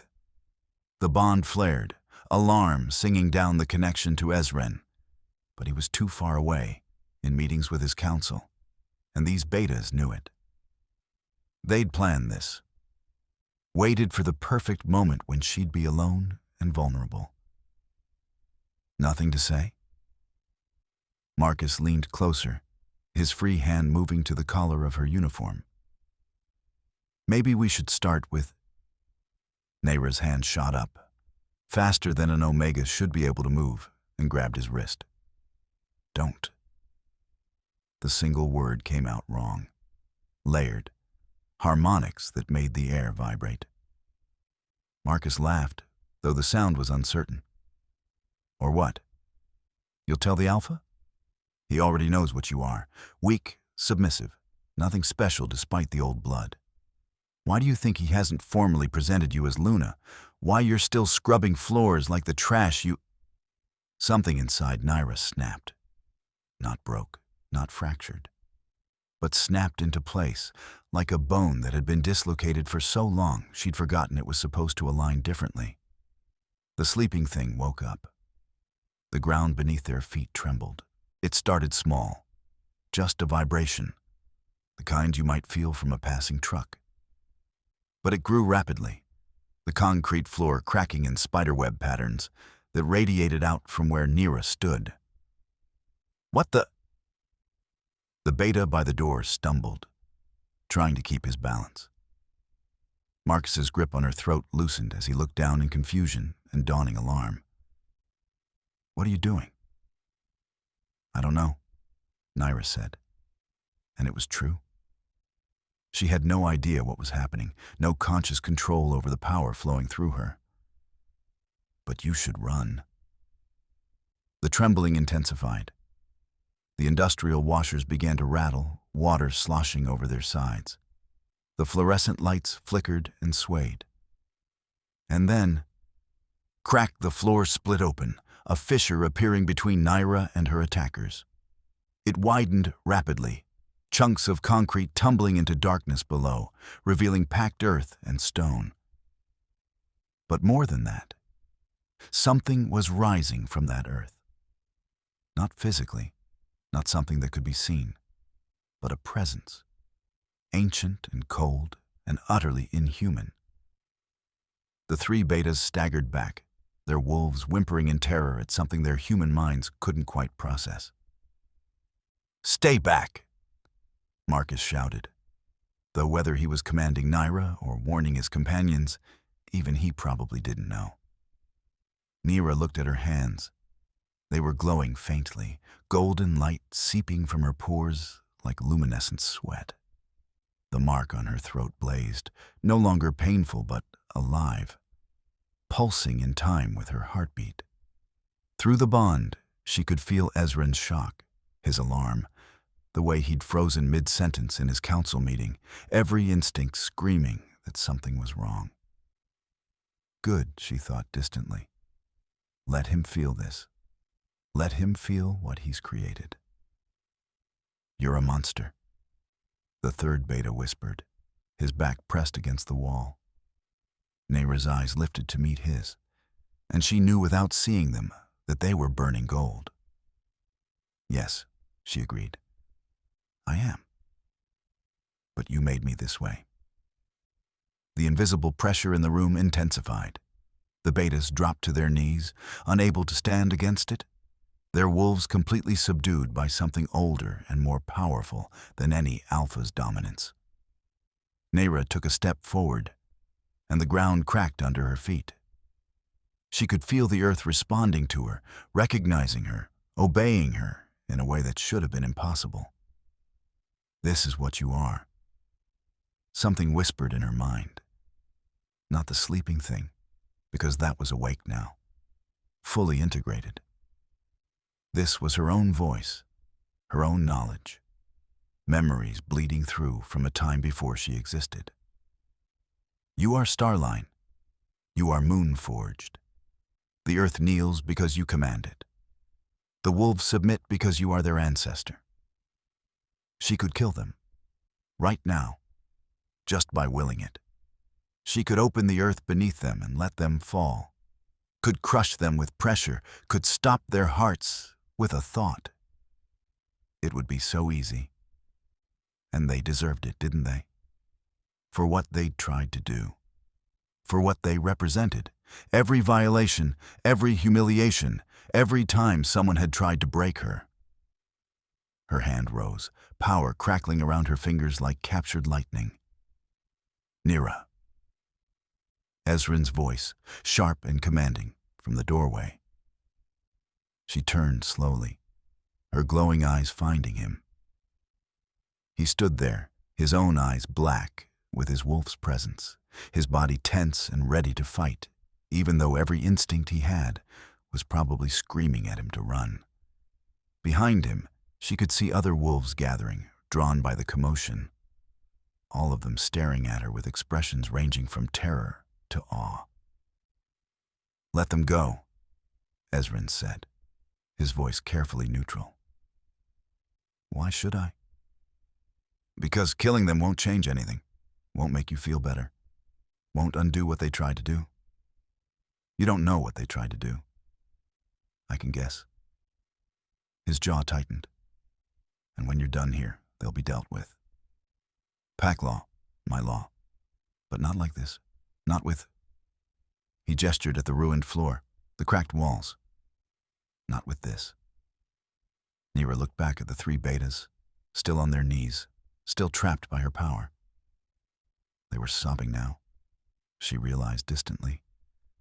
Grown warriors reduced to terrified children by a force they couldn't understand.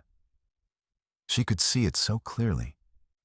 How easy it would be to just squeeze, to make them understand on a visceral level what it felt like to be powerless. And then what? A quieter voice asked. You become what they feared. You prove them right. Slowly, with effort that left her shaking, Lyra lowered her hand. The pressure in the room eased. The trembling stopped, the golden glow fading from her skin. The three betas scrambled to their feet and ran, pushing past Ezrin in their desperation to escape, their fear scent thick enough to choke on. Lyra stood in the center of the ruined laundry room, suddenly exhausted, the power draining away and leaving her hollow. She looked at Ezrin, at his expression, a complex mix of fear and wonder and something that might have been pride if it didn't also look like possession. You saw, she said, not a question. Everyone saw. Ezrin moved into the room carefully, the way you'd approach a wild animal. The whole pack house felt it. The trembling. He trailed off, searching for words. What are you, Lyra? Really? I don't know anymore. That's not true. You know exactly what you are. You're just afraid to admit it. He stopped a few feet away, maintaining that careful distance. You're Starline. The seer was right. The old blood has awakened. And what does that make me to you? A threat? A prize?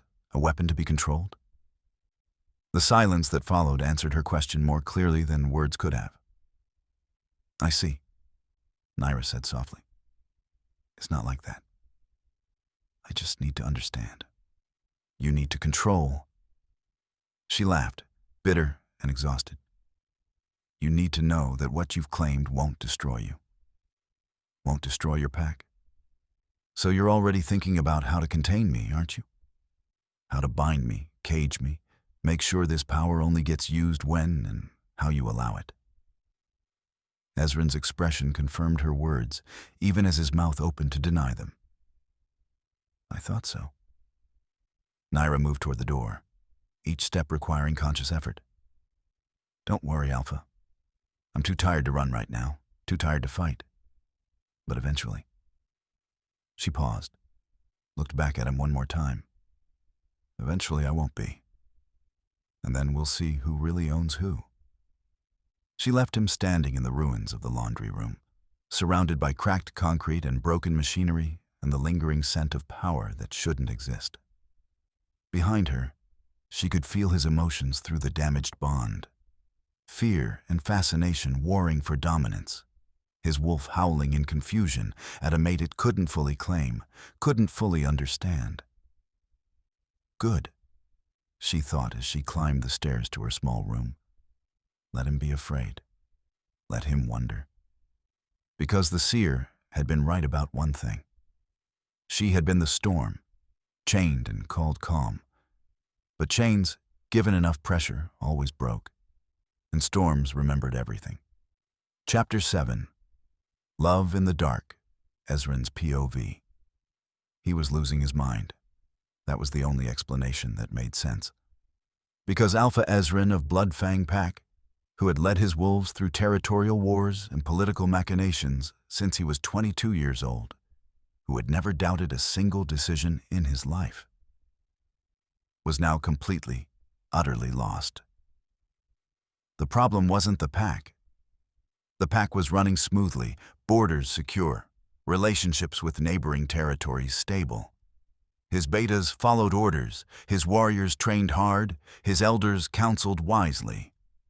The problem was her, Lyra, his mate who wasn't quite his mate, his Omega who was anything but Omega, his claimed who had somehow remained completely, devastatingly unclaimed. 3 weeks had passed since the incident in the laundry room. 3 weeks since she'd cracked the foundation of his pack house with nothing but will and rage. 3 weeks since he'd seen her eyes burn gold and known, truly known, that he'd bound himself to something beyond his understanding. The 3 betas had been exiled. Ezrin had wanted worse, wanted blood, wanted screaming, wanted to tear them apart for daring to touch what was his. But Lyra had asked for mercy, not for their sake. She'd made that clear. But because she said she didn't want to be the reason for more violence, didn't want her presence to cost anyone their life. As if her presence in his life hadn't already cost him his sanity. Ezrin stood at his study window, watching the training grounds below. Dawn was just breaking, painting the mountains in shades of pink and gold. Normally he'd be down there with his warriors, working through drills and strategies. But lately, he couldn't seem to leave this window. Because from here, he could see the path to the Omega quarters, could watch for that single moment each morning when she emerged to begin her duties. There, right on schedule, Lyra appeared, dressed in the gray uniform that somehow made her look more ethereal rather than less. Her dark hair pulled back into a practical braid. She moved with careful economy, as if aware that every eye in the pack house tracked her movements. Through the bond, that broken, twisted thing that connected them, Ezrin could feel her exhaustion. Not physical, though she worked herself to the bone, but a deeper weariness, the kind that came from constant vigilance, from never being able to truly rest. He wanted to go to her, wanted to demand she stop working like a servant, to formally present her as Luna and give her the respect and authority that position deserved. But every time he tried to broach the subject, she'd shut down completely, reminded him in that flat, empty voice that she'd never asked for this, never wanted the bond, never consented to being his mate. And she was right. He knew she was right, which somehow made it worse. Because Ezrin had convinced himself that claiming her was necessary, that the bond would protect her, would give her status and security in a world designed to destroy lone wolves, that his wolf's certainty meant fate had chosen them for each other. But fate, he was beginning to realize, didn't require both parties to be willing. Fate was just another word for inevitability, and inevitability didn't care about consent. A knock at his door pulled him from his brooding. "Enter." Dr. Sarah stepped in, her medical bag in hand, her expression carefully neutral in that way that meant she had something to say he wouldn't like.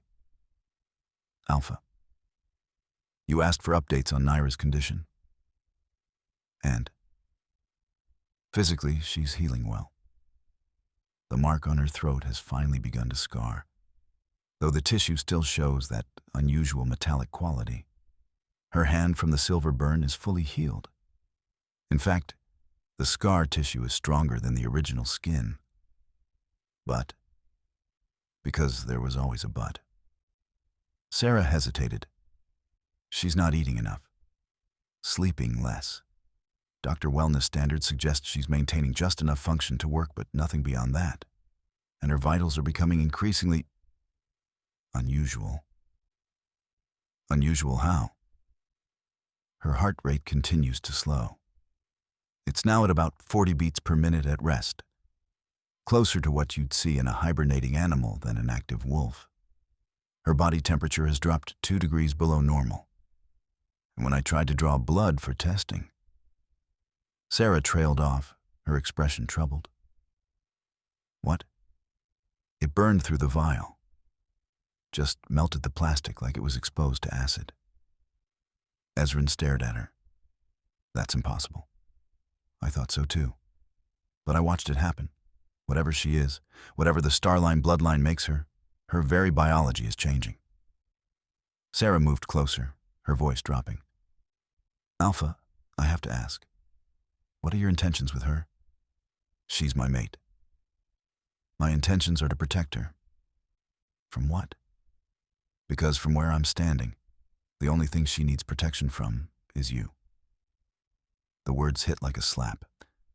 Ezran's wolf surged, insulted, but he forced it down. "Explain." "She's terrified of you." "Oh, she hides it well. That girl could teach masters about concealing emotion. But I see it in her vitals when your name is mentioned. The spike in heart rate, the stress hormones. She's not comfortable around you. She's not safe around you." "I've never heard her." "Haven't you?" Sarah's gaze was unflinching. "You bought her like property. You publicly humiliated her. You burned her with silver.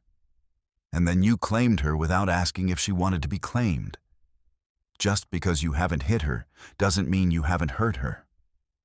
Ezran wanted to argue, wanted to explain that everything he'd done was within pack law, was necessary for maintaining order, was exactly what powerful men always told themselves to justify their cruelty. The realization sat in his stomach like a stone. "What would you have me do?" he asked quietly. "Let her go." "I can't. The bond is your problem, not hers.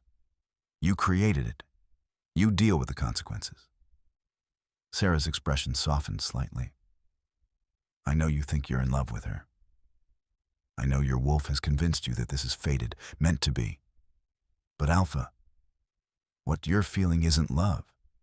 It's obsession, possession, the desperate need to understand and control something that defies your authority." "You're wrong." "Am I? Then tell me. Do you know her favorite color? What she dreams about? What makes her laugh? What she wants from life beyond just surviving it?" Silence. "That's what I thought." Sarah moved to the door. "She's not an object, Alpha. She's not a prize to be won or a puzzle to be solved. She's a person who's been through more trauma than most wolves endure in a lifetime, and she deserves better than to be someone's fated mate project." She left, closing the door softly behind her. Ezran stood frozen, Sarah's words echoing in his mind. Because she was right. He knew almost nothing about Lyra beyond the basics. Didn't know what she liked, what she dreamed about, what she wanted. He only knew what he wanted, what his wolf demanded. And he'd convinced himself that was the same thing as love. The bond pulsed, and through it, he felt Lyra's emotions, carefully suppressed, walled off, but occasionally bleeding through in moments of exhaustion. Fear, resignation, and underneath it all, a cold, growing rage that she kept locked away like a caged animal. An animal that was getting stronger every day. "This is wrong," some part of him whispered. "Everything about this is wrong." But his wolf howled in response, refusing to accept defeat, to give up its mate, to admit that perhaps fate had made a mistake. Because if the bond was wrong, if claiming her was wrong, then what did that make him? Ezran didn't have an answer, and not having answers was perhaps the most terrifying thing of all. The day passed in a blur of pack business. Territory disputes to mediate, training schedules to review, supply contracts to negotiate. Normal alpha work that should have consumed his attention, but felt hollow and meaningless compared to the weight of Sarah's words. By evening, he found himself outside the kitchens, watching through the doorway as Lyra worked. She was drying dishes, her movements mechanical and efficient. Someone said something to her, one of the other kitchen staff, and she nodded once, but didn't respond. Didn't smile, didn't engage, just existed in her own isolated bubble. When had she become so absent from her own life? Before he could stop himself, Ezran walked in. The kitchen went silent immediately, all activity stopping as the workers registered their alpha's presence. Everyone bowed except Lyra, who simply went still, her hands frozen in the dishwater. "I need to speak with Lyra," Ezran announced. "Privately." "Alpha, she's not finished with her." the head cook began. Now, Lyra dried her hands slowly, set down the towel with precise care, and followed him out without a word. They walked in silence through the packhouse corridors, ignoring the curious stares, until they reached his private study. He closed the door behind them, suddenly uncertain. He'd commanded her presence, but hadn't actually planned what to say. "Have I done something wrong?" Lyra asked, her voice carefully neutral. "No, I just—" Ezrin ran a hand through his hair, frustrated with his own inability to articulate. "I wanted to talk. Actually talk, not just issue commands or make demands." "About what?" "About you. About us. About—" He gestured helplessly. "This. There is no us, Alpha. You've claimed me, yes. But that doesn't create an us. That just makes me yours, like everything else in your territory. That's not—" He stopped, forced himself to start over. "You're right. I've handled this badly. Everything about this. I've treated you like exactly what you said. Like property." Lyra's expression didn't change, but something flickered in her eyes. Surprise, maybe. "I want to fix that," Ezrin continued. "I want to understand you, to give you choices I should have offered from the beginning." "What kind of choices?" "First, you're done working as household staff. Effective immediately. You'll be moved to proper Luna quarters, given appropriate clothing and status." "No." The word was flat and absolute. "What?" "I don't want your Luna quarters. I don't want status I didn't earn, and I especially don't want to be dependent on you for basic necessities." Lyra met his eyes. "I've been property my whole life, Alpha. Shuffled from pack to pack, my survival dependent on the whims of whoever currently owned me. I won't do that again, even dressed up as honor and status." The rejection stung more than it should have. "Then what do you want? To be left alone?" "I can't do that. The bond is your problem. I didn't ask for it, didn't want it, and I'm not going to rearrange my entire existence because you decided we're fated." She took a step toward him, her gray eyes hard. "You want to fix things? Fine. Give me real autonomy. Pay me actual wages for my work, not servant scraps, but fair compensation. Let me save money, make my own choices, live my own life within your territory. And stop treating me like I'm something precious that needs to be locked away for safekeeping. I'm trying to protect you. From what? The only person who's hurt me in this pack is you." The words were quiet but devastating. "You burned me.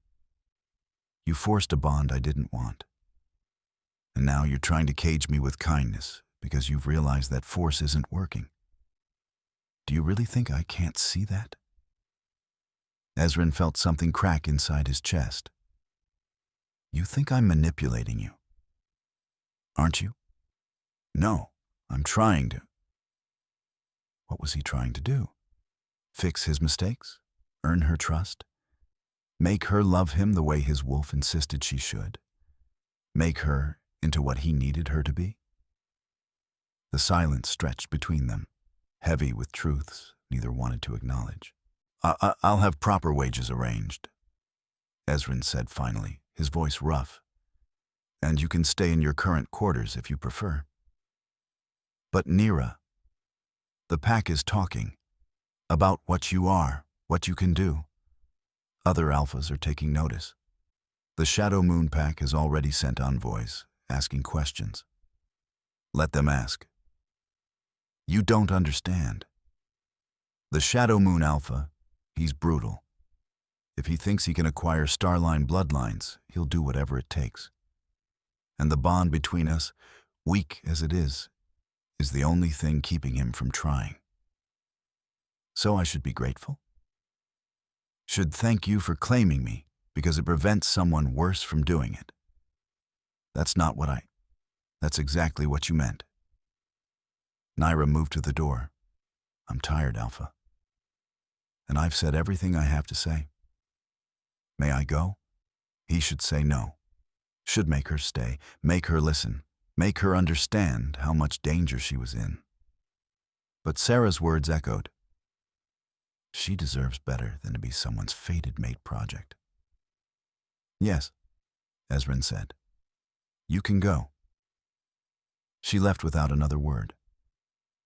Ezrin slumped into his chair, the bond thrumming with her exhaustion and carefully suppressed emotions.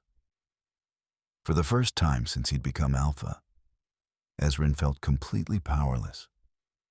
He'd commanded warriors, negotiated with rival packs, built an empire of dominance and respect.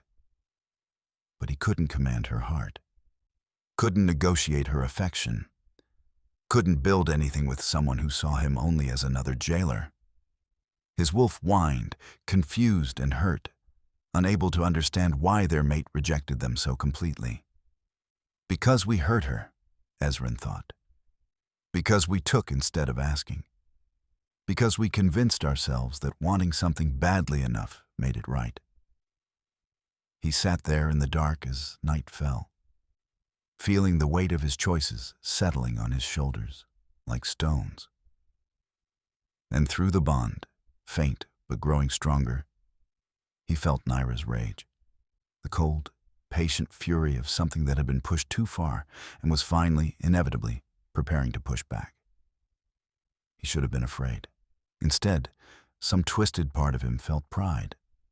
Because whatever she became, whatever power she unleashed, he had helped forge it, had claimed her, marked her, forced her to wake up and become the monster she was always meant to be.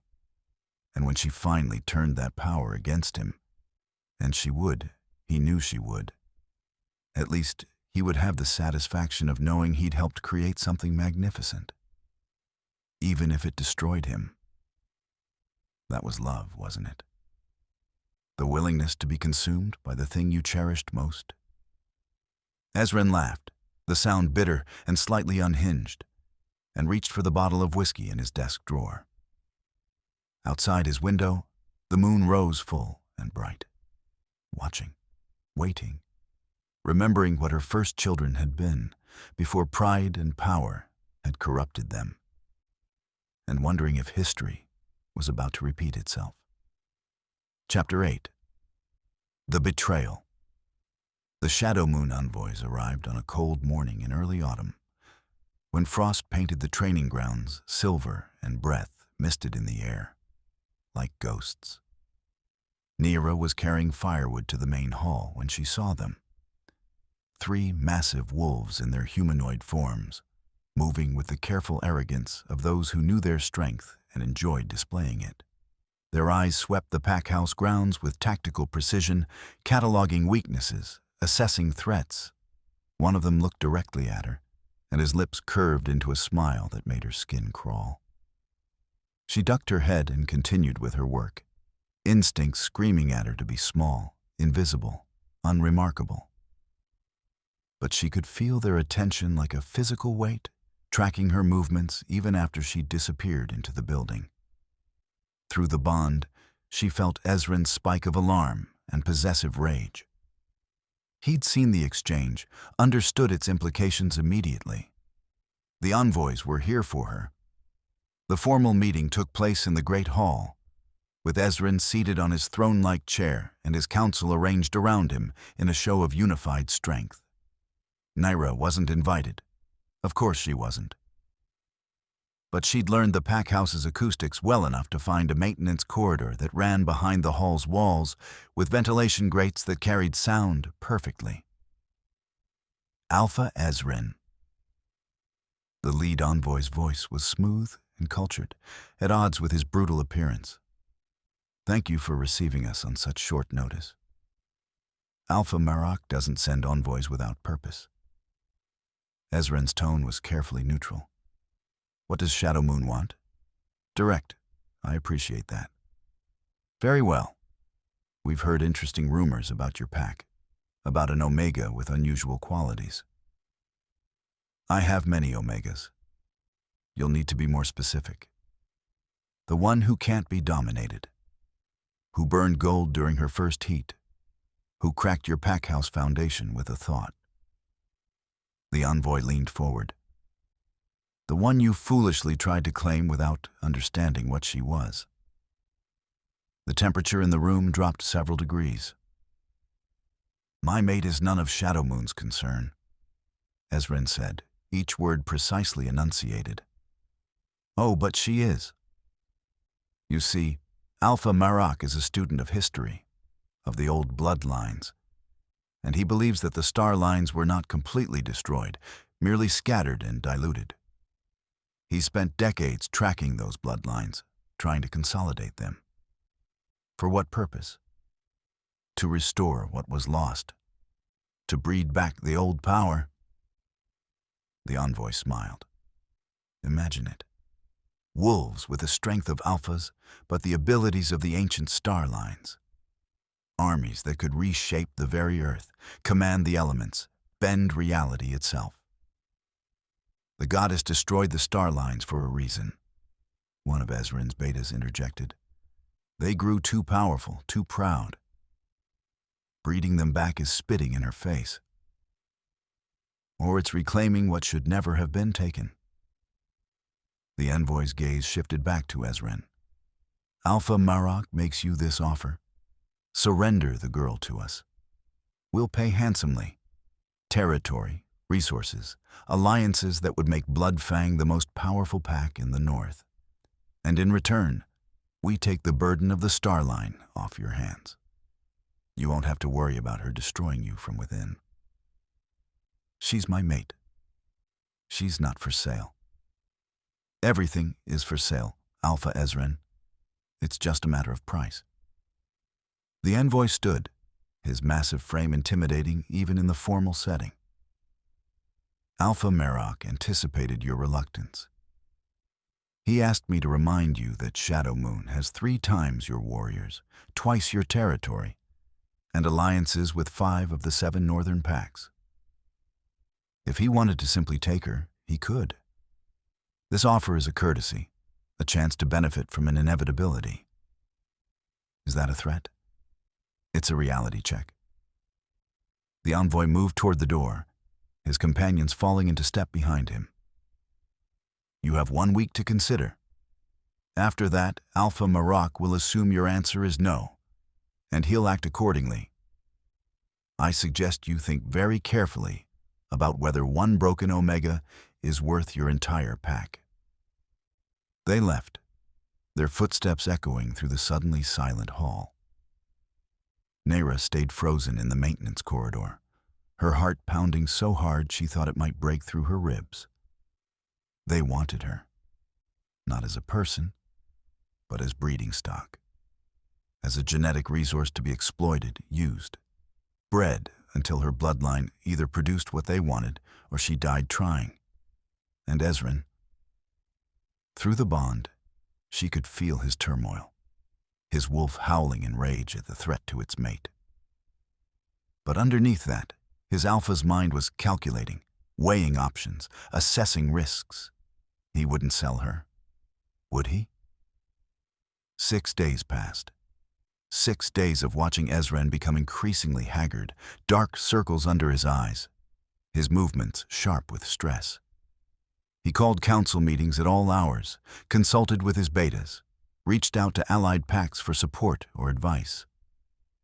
And through it all, Lyra went about her duties, keeping her head down, trying not to think about the deadline that was approaching like an executioner's blade. On the 6th night, she was summoned to his study. She went because refusing would only make things worse. Because some part of her needed to see his face, needed to know if he would really. He stood at his window as always, his back to her, his shoulders rigid with tension. Close the door. She did, her hands remarkably steady despite the fear churning in her stomach. In 24 hours, Shadow Moon will expect an answer, Ezrin said without turning. If I refuse, they'll attack.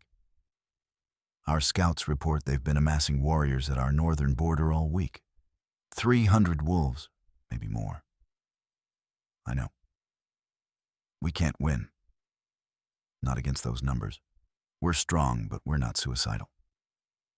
He finally turned, and his face was a mask of exhausted devastation. They'll kill half my pack just to make a point, then take you anyway. Lyra said nothing. There was nothing to say. But if I agree to their terms, they'll give us territory, resources, and a peace treaty that would secure Bloodfang's future for generations. His voice cracked slightly. All for one Omega who never wanted to be here in the first place. So, you're going to do it? Not a question. She could feel it through the bond. His guilt, his self-justification, his desperate need to believe he was making the right choice. I'm trying to save my pack. 200 wolves, Lyra. 200 lives that depend on me to make smart decisions, not emotional ones. Of course. Smart decisions. She laughed, the sound hollow. Tell me, Alpha, when you sold me at that auction, was that a smart decision? When you claimed me against my will, was that smart? Or were those emotional reactions that you've now decided are too expensive to maintain? That's not fair. None of this is fair. The words exploded out of her, all the careful control shattering. You wanted me. You claimed me. You forced a bond and told yourself it was fate and destiny and all the pretty words that alphas use to justify taking what they want. And now that keeping me costs something, now that I'm inconvenient and dangerous and expensive, you're going to package me up and sell me again. I'm trying to protect you. By giving me to monsters? By handing me over to an alpha who wants to breed me like livestock? Lyra moved closer, her gray eyes blazing. Don't you dare pretend this is for my benefit. This is about you, about your pack, about everything and everyone mattering more than the Omega you couldn't be bothered to actually love. Ezrin flinched as if she'd struck him. I do love you. You love the idea of me. The fantasy of a fated mate, a starline bloodline, a rare and precious thing to possess. But you don't know me. You don't see me. You never did. She reached up and touched the mark on her throat, the scar that bound them together. This mark means nothing. And tomorrow, when you hand me over to Shadow Moon, you'll prove it. There's no other choice. There's always a choice. You're just choosing wrong. Lyra turned toward the door, suddenly exhausted beyond measure. When does the transfer happen? Tomorrow, noon, at the northern border. Then I hope you get your territory and your treaty and your secure future, Alpha. I hope it keeps you warm at night when you remember what you sold to get it. She left him standing there, his face stricken, his wolf howling in anguish. But through the bond, through that broken, twisted connection that had never quite formed properly, she felt something else entirely. Relief. He was relieved that the decision was made, that the impossible weight of choosing between his mate and his pack was lifted. Relieved that he could justify it to himself, could tell himself he'd done the right thing, the responsible thing. That relief cut deeper than any betrayal could have, because it meant he'd never really been torn at all, had never seriously considered choosing her over his pack's safety. She'd always known she didn't matter. But having it confirmed so completely, so undeniably, was its own special kind of death. Lyra made it back to her small room before the tears came. She let herself cry for exactly 5 minutes, a luxury she rarely indulged in, but one she felt she'd earned. Then she wiped her face, sat on the edge of her narrow bed, and felt for that thing inside her that had been waking up slowly over the past weeks. It was fully awake now, watching, waiting, hungry.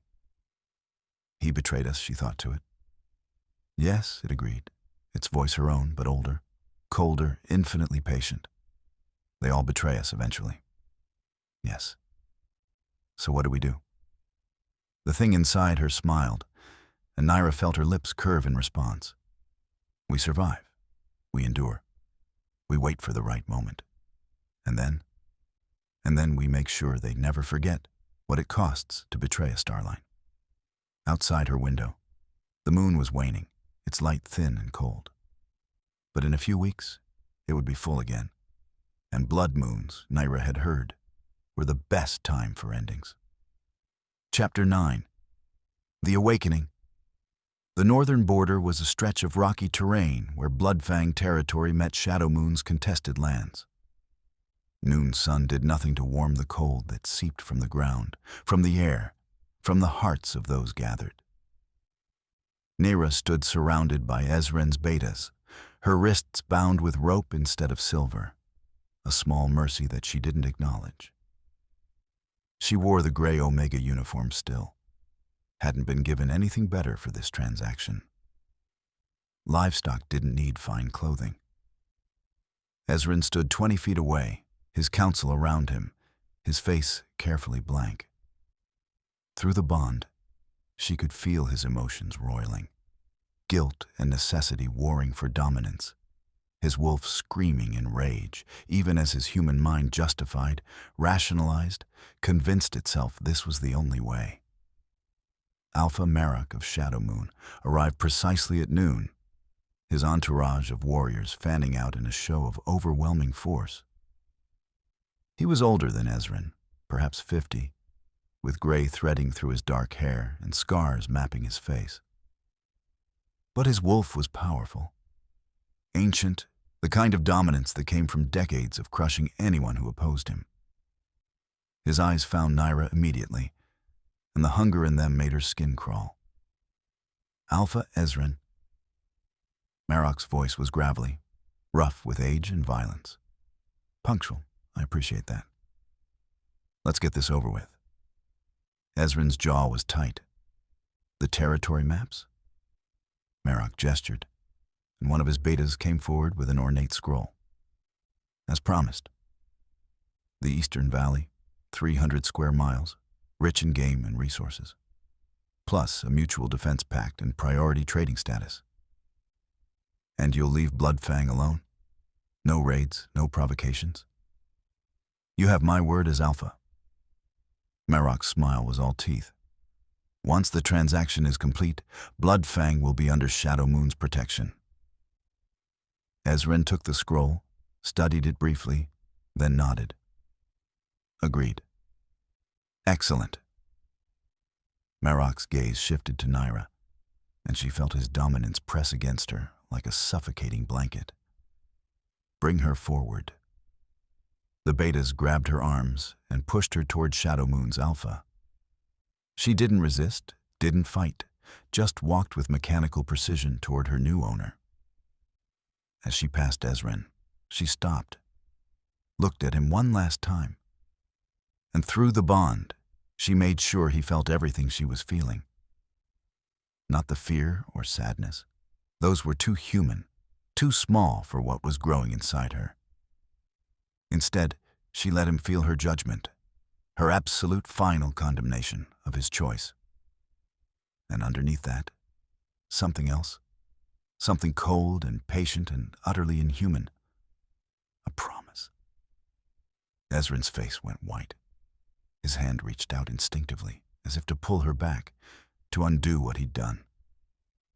But his betas held his arms, whispering urgently, reminding him of his duty, his pack, the 200 lives that depended on this decision.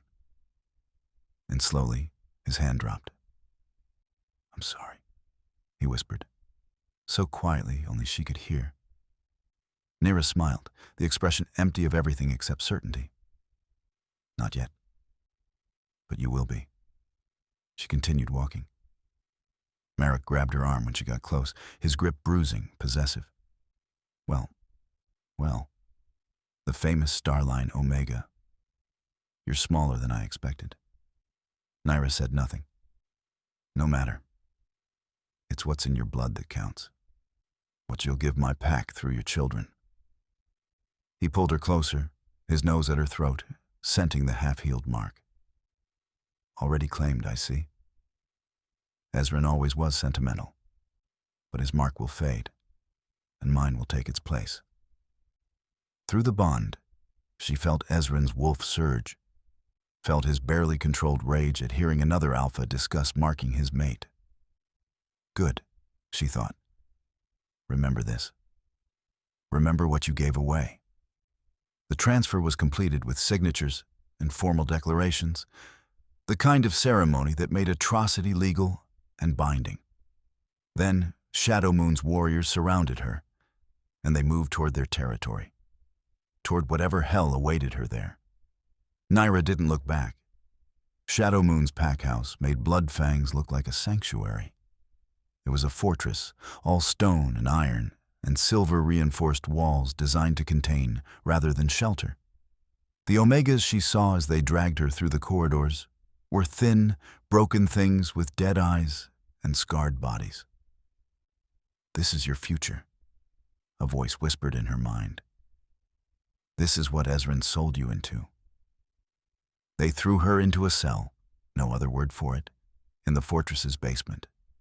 Stone walls, silver bars, a drain in the floor that suggested regular cleaning of bodily fluids. Make yourself comfortable, one of the guards laughed. Alpha Marok wants to study you before the breeding begins. Figure out what makes you special. The door clanged shut, leaving her in dimness broken only by a single bare bulb. Lyra sat on the stone floor, her back against the wall, and took inventory. Her wrists were raw from the ropes. Her body was exhausted from lack of food and sleep. The bond with Ezran throbbed with his distant anguish, his second thoughts, his useless regret. But that thing inside her, that awakened power that had been sleeping for so long, was calm, waiting, growing stronger with every moment. They think we're prey, it whispered. Yes. They think they can break us, breed us, use us. Yes. Shall we show them how wrong they are? Lyra closed her eyes and reached for that power.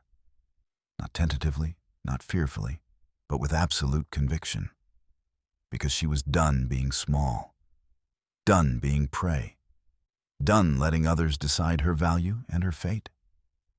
The Starline bloodline had been sleeping for generations, its power suppressed and scattered. But suppressed was not destroyed, and scattered could be gathered again.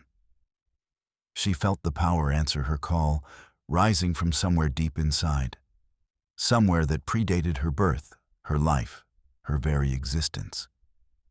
It was vast and cold and utterly inhuman, and it recognized her as both vessel and inheritor. The stone floor beneath her began to crack. They came for her 3 days later. 3 days of isolation, of sporadic feeding, of guards who leered and threatened but were forbidden from touching her until Alpha Marok gave permission. When the cell door finally opened, it was Marok himself who entered, flanked by his betas and a wolf in medical whites. Their pack doctor, presumably. Time for tests, Marok announced. We need to understand what makes you special. Need to figure out how to breed true starlines from your bloodline. You can't breed starlines, Lyra said quietly. The goddess made sure of that when she put our power to sleep. So you do know what you are. Marok smiled. Good. That makes this easier. Now, you can cooperate, or we can force you. But either way, we're going to get what we need. The doctor moved forward with a syringe, clearly intending to sedate her. Lyra looked at Marok, at his certainty and his cruelty, and felt something inside her snap. Not break, snap into place. You should have listened to the stories, she said. Her eyes flooded gold. The power erupted. It started with the floor, cracks spreading in spiderweb patterns, stone fragmenting as if something beneath was forcing its way up. Then the walls began to tremble, dust raining from the ceiling. Marok stumbled back, his expression shifting from confidence to alarm. What? Lyra stood, the ropes around her wrists simply disintegrating at her touch. The silver bars of her cell began to glow, heating from within, warping as if exposed to forge fire. The stories said the Starlines could command earth and sky. Lyra continued, her voice layered with harmonics that made the guards whimper. They said we were born from moonfire and forged in silver. They said we were the goddess's champions before we grew too proud. The power built, crackling around her like visible heat waves, golden light seeping from her skin. But the stories didn't mention what happens when you force a Starline to wake up through trauma and betrayal. She took a step forward, and the ground shattered beneath her feet. They didn't mention that pain is an excellent teacher, that suffering forges strength that comfort never could. Another step, and the ceiling groaned, chunks of stone crashing down around them. So, thank you, Alpha Marok. Her smile was a terrible thing. Thank you for giving me something Ezra never could. What's that? Marok managed, his voice strangled. A reason to stop holding back. The power exploded outward. What happened next would later be described by survivors as divine retribution, as punishment from the moon goddess herself, as the wages of hubris. But in truth, it was simpler than that. It was a Starline, fully awakened and absolutely furious, unleashing centuries of suppressed power in a single, devastating moment. Lyra didn't kill them quickly. That would have been mercy, and she had none left to give.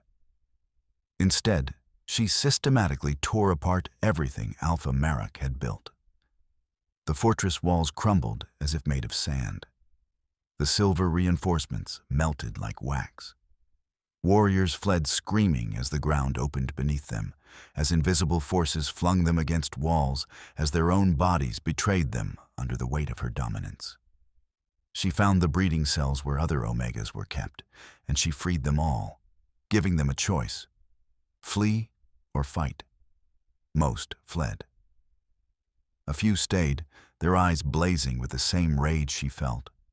And together, they hunted down every guard, every beta, every wolf who had participated in Shadow Moon's cruelties.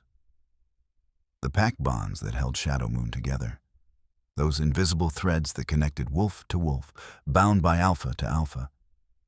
She could see them now, could feel them like spiderwebs stretched across her awareness. And she cut them. Not gently, not cleanly, but with the brutal efficiency of someone severing limbs. The howls of agony as the bonds snapped echoed across the territory, wolves collapsing as their sense of pack, of belonging, of purpose, was violently ripped away. Alpha Marok she saved for last. He cowered in what remained of his throne room, his wolf completely subdued, his dominance shattered by something so far beyond his power that comparison was meaningless. "Please," he whispered. "Please, I'll give you anything." "I don't want anything from you." Lyra stood over him, golden light still crackling around her, the mark on her throat blazing like a brand. "I just want you to understand something before you die." She knelt, bringing her face level with his. "We're not prey. We're not resources. We're not breeding stock or property or things to be sold and traded." Her hand closed around his throat, and she felt his pulse rabbit fast against her palm. "We're the monsters you created by treating us like monsters. And monsters, Alpha Marok, have long memories." She crushed his throat with a thought, his life extinguishing like a candle in hurricane wind. Then she stood, surveyed the ruins of Shadow Moonpack, and felt absolutely nothing. No triumph, no satisfaction, no relief, just cold, empty certainty. The moon rose full above her, blood red from smoke and dust. And for the first time in her life, Lyra heard its voice. "Daughter," it said, neither approval nor condemnation in the word. "What have you become?" Lyra looked up at that ancient, indifferent face and smiled. "Whatever I needed to be to survive." The moon said nothing more. And Lyra, the Last Starline, the Omega who had been sold twice and broken once too often, turned her steps toward the south, toward Bloodfang territory, toward the Alpha who had betrayed her and thought the distance and his treaty would keep him safe. She walked through the night, her power settling around her like a second skin, the earth responding to her footsteps. And behind her, Shadow Moon burned. Chapter 10. The return word of Shadow Moon's destruction spread like wildfire through the pack territories. 300 wolves, gone. Not killed cleanly in battle, but systematically dismantled. Their pack bonds severed. Their fortress reduced to rubble. Survivors, what few there were, spoke in whispers of golden eyes and earth that moved like water. Of an Omega who had become something else entirely. Something that couldn't be stopped. Ezran heard the reports in his study, each messenger bringing worse news than the last. At first, he'd thought it was rival packs taking advantage of Shadow Moon's weakness. Then, he'd thought it was a coordinated attack from multiple territories. But the survivors' descriptions, halting, traumatized, barely coherent, painted a different picture. A single wolf, female. Small in stature, but radiating power that made alphas weep and beg. Eyes like captured stars, a voice that commanded the very earth to kneel. Lyra. Through the bond, that broken, twisted connection that should have faded with distance, Ezran felt her. Not her emotions. Those were locked away behind walls he couldn't penetrate. But her presence, vast and terrible, growing stronger as she moved. Moving south, toward him. "We need to evacuate," his second beta said, his voice tight with fear.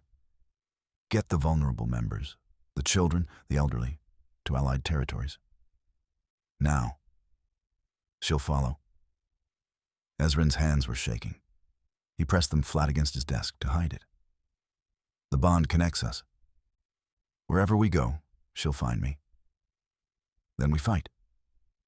Fortify the pack house, call in every warrior." And how did that work for Shadow Moon?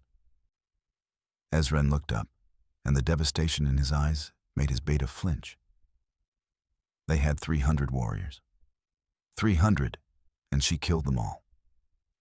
What are our 200 going to do except die faster? Silence fell over the council room, heavy with the weight of impossible choices. Dr. Sarah spoke up from her corner, her voice quiet but clear. "Maybe we don't fight." Every head turned toward her. "She's coming for Ezran," Sarah continued. "For the Alpha who betrayed her, sold her, chose his pack over her. Maybe if we give her what she wants, give her him, the rest of us survive." "You're suggesting I sacrifice my Alpha?" The second beta's voice was strangled with outrage. "I'm suggesting that one life is better than 200. That's what he told himself when he sold her, isn't it?" Sarah's gaze fixed on Ezran. That her life was worth less than the pack's safety.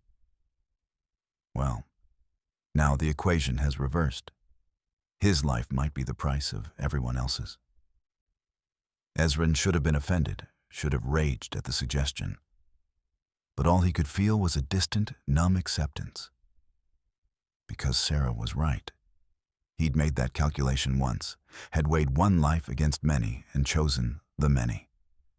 Now it was his turn to be weighed and found wanting. "No." The word came from Marta, standing in the doorway, her aged face set with determination. "We don't sacrifice pack members, not even alphas who make catastrophically stupid decisions." "Then what do you suggest?" the second beta demanded. I suggest we stop thinking like prey and start thinking like wolves. Marta moved into the room with surprising authority for someone who was technically just head of house. She's coming here for judgment, for retribution. Fine, let her have it, but on our terms, not hers. Explain. Marta looked at Ezran, and her expression held pity mixed with iron resolve. You're going to meet her at the gate, alone, unarmed, and you're going to do what you should have done from the beginning. What's that? Give her a choice. Lyra arrived at dawn on the third day, when the world was caught between darkness and light. The Bloodfang pack house stood before her, familiar in its stone and timber construction, its carefully maintained grounds, its displays of wealth and power. She felt nothing looking at it. No nostalgia, no rage, nothing but cold assessment. The gates were open. That surprised her. She'd expected fortifications, warriors arrayed for defense, perhaps an attempt to negotiate or delay. Instead, the courtyard beyond was empty, except for a single figure standing in its center. Ezran. He wore no armor, carried no weapons. Just simple clothing and the weight of exhaustion that made him look 10 years older than his actual age. Through the bond, she felt his resignation, his fear, and underneath it all, a strange sense of relief. He wants this to end, she realized. He's tired of running from what he's done. Lyra walked through the gates, her footsteps silent on the frost-covered ground. The earth beneath her feet recognized her, responded to her, tiny tremors following in her wake. Ezran. He wore no armor, carried no weapons. Just simple clothing and the weight of exhaustion that made him look 10 years older than his actual age. Through the bond, she felt his resignation, his fear, and underneath it all, a strange sense of relief. He wants this to end, she realized. He's tired of running from what he's done. Lyra walked through the gates, her footsteps silent on the frost-covered ground. The earth beneath her feet recognized her, responded to her, tiny tremors following in her wake. She stopped 10 feet from Ezran, and they regarded each other across that small distance that felt vast as the space between stars. I didn't think you'd come yourself, Lyra said finally. Thought you'd send warriors to die for you first. I've sent enough people to die because of my choices. Ezran's voice was hoarse. Seemed wrong to add more. Noble of you. There's nothing noble about me. We both know that. He took a breath. I heard what happened to Shadow Moon. What you did. What I had to do. 300 wolves, Lyra. Children, elders, Omegas who had nothing to do with Merrick's plans. I freed the Omegas, Lyra interrupted, her voice cold. Gave them the choice to run or fight. Most ran. The ones who fought did so because they'd been tortured and bred and broken by that pack for years. So don't you dare stand there and lecture me about mercy when you're the one who sold me to those monsters in the first place. The words hit him like physical blows. You're right. I have no moral authority here. I gave that up when I chose my pack over you. And now you'll pay for it. I know. Ezran spread his arms, leaving himself completely exposed. I'm not here to fight you. I'm not here to beg for my life. I'm here to give you what you deserve, a choice. That gave her pause. A choice? You can kill me. Right here, right now. Take your revenge. Make me pay for betraying you. I won't resist, won't fight back. His eyes held hers, and for the first time since she'd known him, she saw something like genuine humility there. Or you can walk away. Leave this territory. Leave me alive with the knowledge of what I did, and take your freedom. Build whatever life you want, wherever you want. I'll never follow. Never try to use the bond to find you. That's not a choice, Lyra said quietly. That's a coward's attempt to assuage guilt. Maybe. Probably. A bitter smile crossed Ezrin's face. But it's the only thing I have left to give you. The only way I know to stop taking and start offering. The bond pulsed between them, and through it, Lyra felt the truth of his words. He meant it. Every word, which somehow made it worse. You think you're being noble, she said, moving closer. You think offering me the choice to spare you makes up for never giving me choices before. But you don't understand. I don't want your nobility. I don't want your guilt or your regret or your pathetic attempts at redemption. Another step, and the ground cracked beneath her feet, golden light starting to seep through the fissures. I want you to feel what I felt when you sold me. The betrayal, the helplessness, the absolute certainty that you didn't matter, that you never mattered, that you were just a thing to be traded away when keeping you became inconvenient. Ezrin's eyes closed briefly, pain written across every line of his face. I can't feel that. Because to me, you always mattered. Too much, in all the wrong ways. That's not love? I know. But I didn't know then. Didn't understand that what I felt, that obsession, that need to possess and protect and control, that wasn't the mate bond. That was just me being exactly what you called me, a monster. The golden light around Lyra intensified, power building with every word. Then you admit it. You were never my mate. Just another alpha who wanted to own me. No. Ezrin's eyes opened, meeting hers with devastating honesty. I was your mate. The bond was real. You can feel it right now, same as I can. But being mates doesn't mean I loved you, right? Doesn't mean I treated you with the respect and choice you deserved. The moon might have chosen us for each other, but I'm the one who chose to destroy any chance we had. The truth of it resonated through the bond, undeniable and absolute.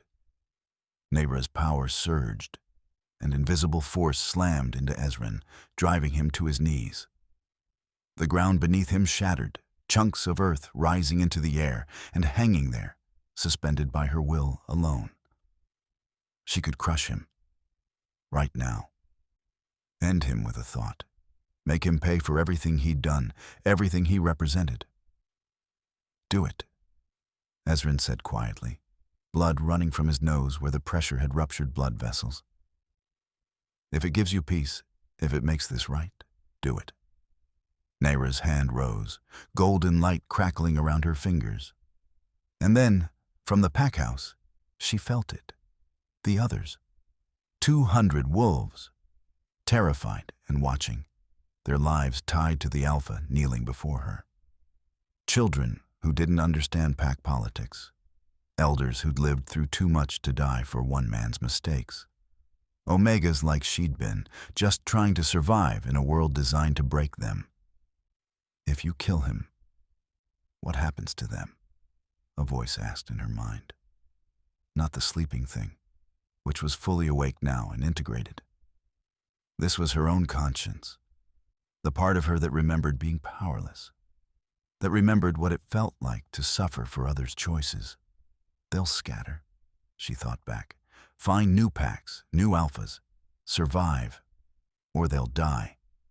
Packless wolves rarely survive long. You know that better than anyone. She did know, had lived it, had felt the slow death of isolation, of belonging nowhere, of being valued by no one. Could she really inflict that on 200 wolves, most of whom had never heard her, never even spoken to her? Could she become the monster she'd been accused of being? Lyra stood there, power thrumming through her, the choice balanced on a knife's edge. Kill him and prove that Starlines deserve to be destroyed, that power always corrupts, that she was exactly what the goddess had feared. Or spare him and walk away, carrying the weight of his betrayal, but not adding to the world's cruelty. There's a third option, That cold, patient part of her whispered. One that gives you what you deserve without destroying innocence.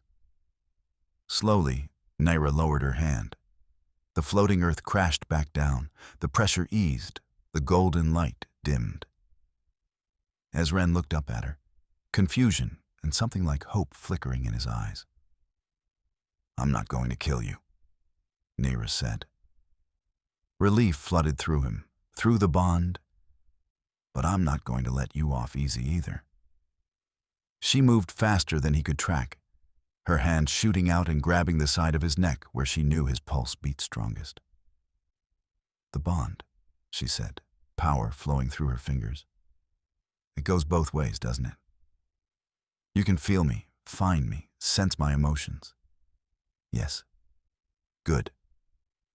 She pressed harder, and Ezren gasped as the bond suddenly intensified, widened, became a highway instead of a thread.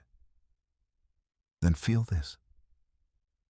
And she opened herself completely, dropping every wall, every defense, and let him feel everything. Every moment of fear and humiliation from the auction. Every second of pain from the silver burns. Every heartbeat of betrayal when he'd claimed her against her will. Every agonizing hour in Shadow Moon's cells, knowing he'd chosen his pack over her. Every moment of her entire life, compressed and forced through their connection in a torrent that would have driven most wolves insane. Ezren screamed, not from physical pain, but from emotional agony. From experiencing 23 years of trauma and abandonment and systematic dehumanization in the space of seconds. When Lyra finally released him, he collapsed completely, sobbing into the broken earth. "That," she said quietly, "is what you sold me into. That is what you chose over me, and now you'll carry it for the rest of your life." She stepped back, and the bond settled into something different than before. Not broken, not severed, but fundamentally changed. He would always feel her now, always carry a piece of her pain, a constant reminder of his choices. It was a punishment worse than death, and they both knew it. "The pack survives," Lyra announced, her voice carrying across the pack house grounds where she knew others were watching. "I have no quarrel with them. But you, Alpha Ezren, you live with what you've done. You lead your pack knowing that every moment of happiness, every victory, every success is built on the foundation of my suffering."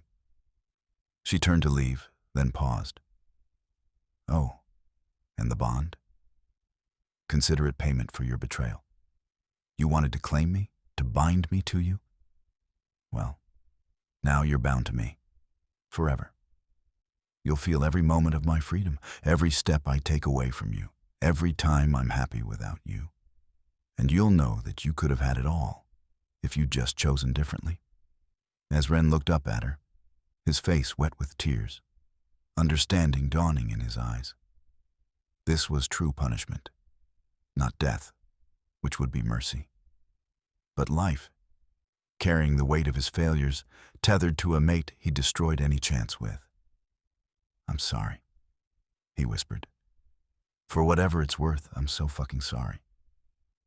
"It's worth nothing," Lyra said. "But I appreciate the honesty." She walked away, through the gates, into the rising sun. Behind her, she felt Ezren's anguish through the bond, felt his wolf howling in loss and regret. She felt nothing in response, just the cold satisfaction of a debt partially paid. The rest would come later. Chapter 11. The Fall of the Pack. Lyra didn't leave. That was the first shock.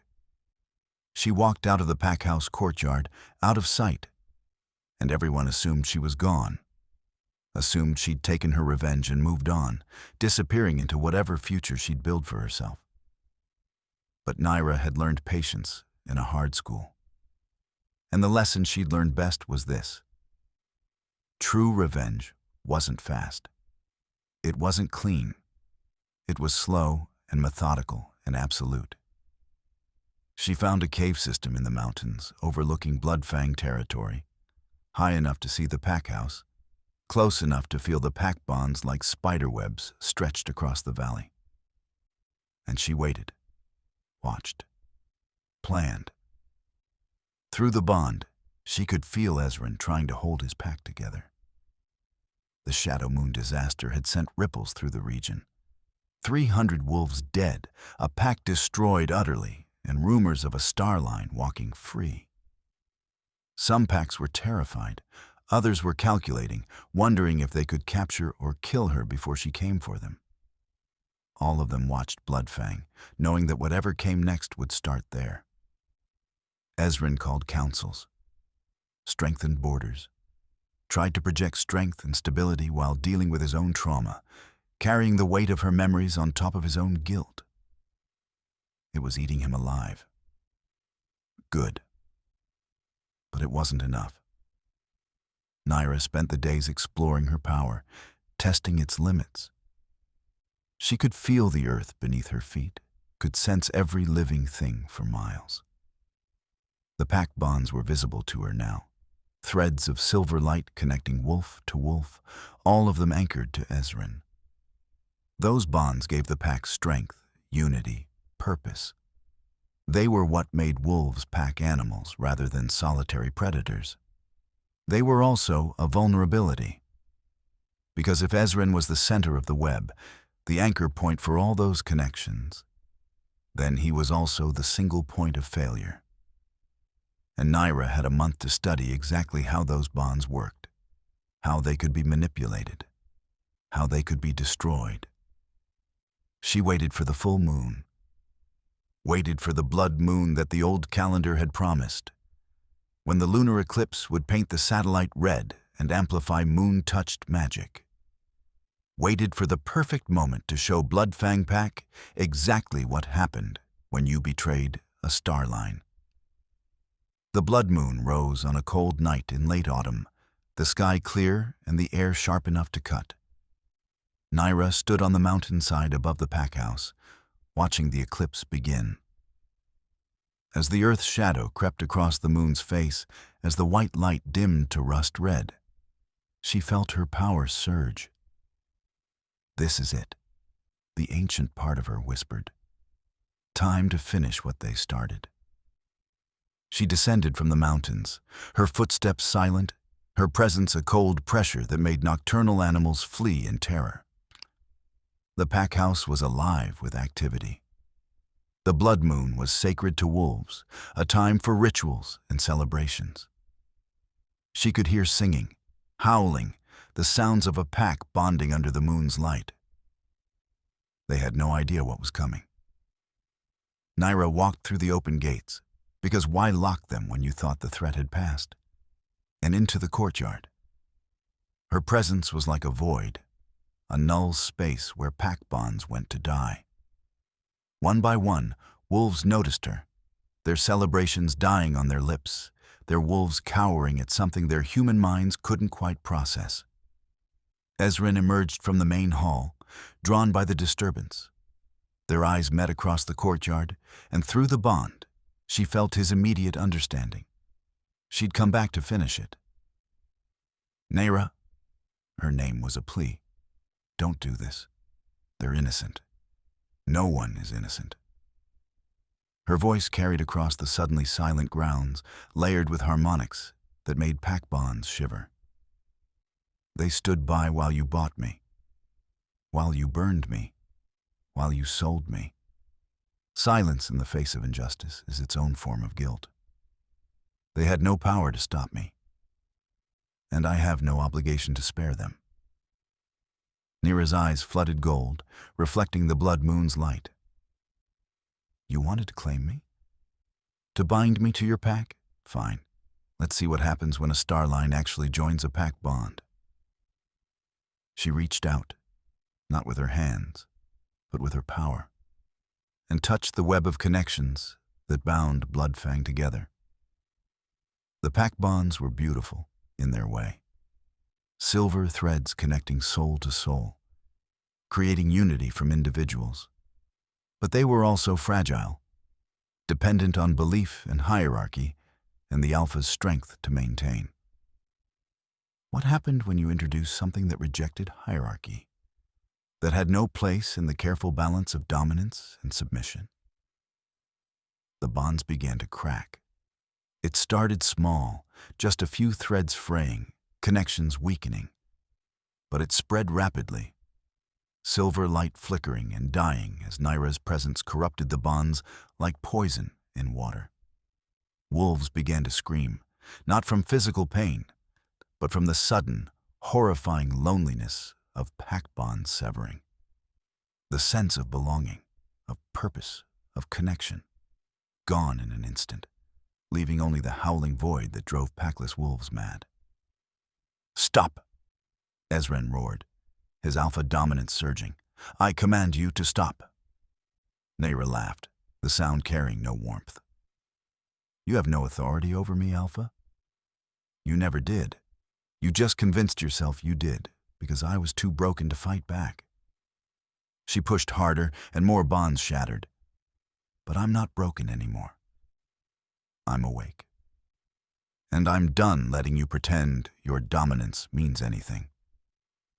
Ezren tried to shore up the bonds, tried to use his alpha power to reinforce what she was destroying.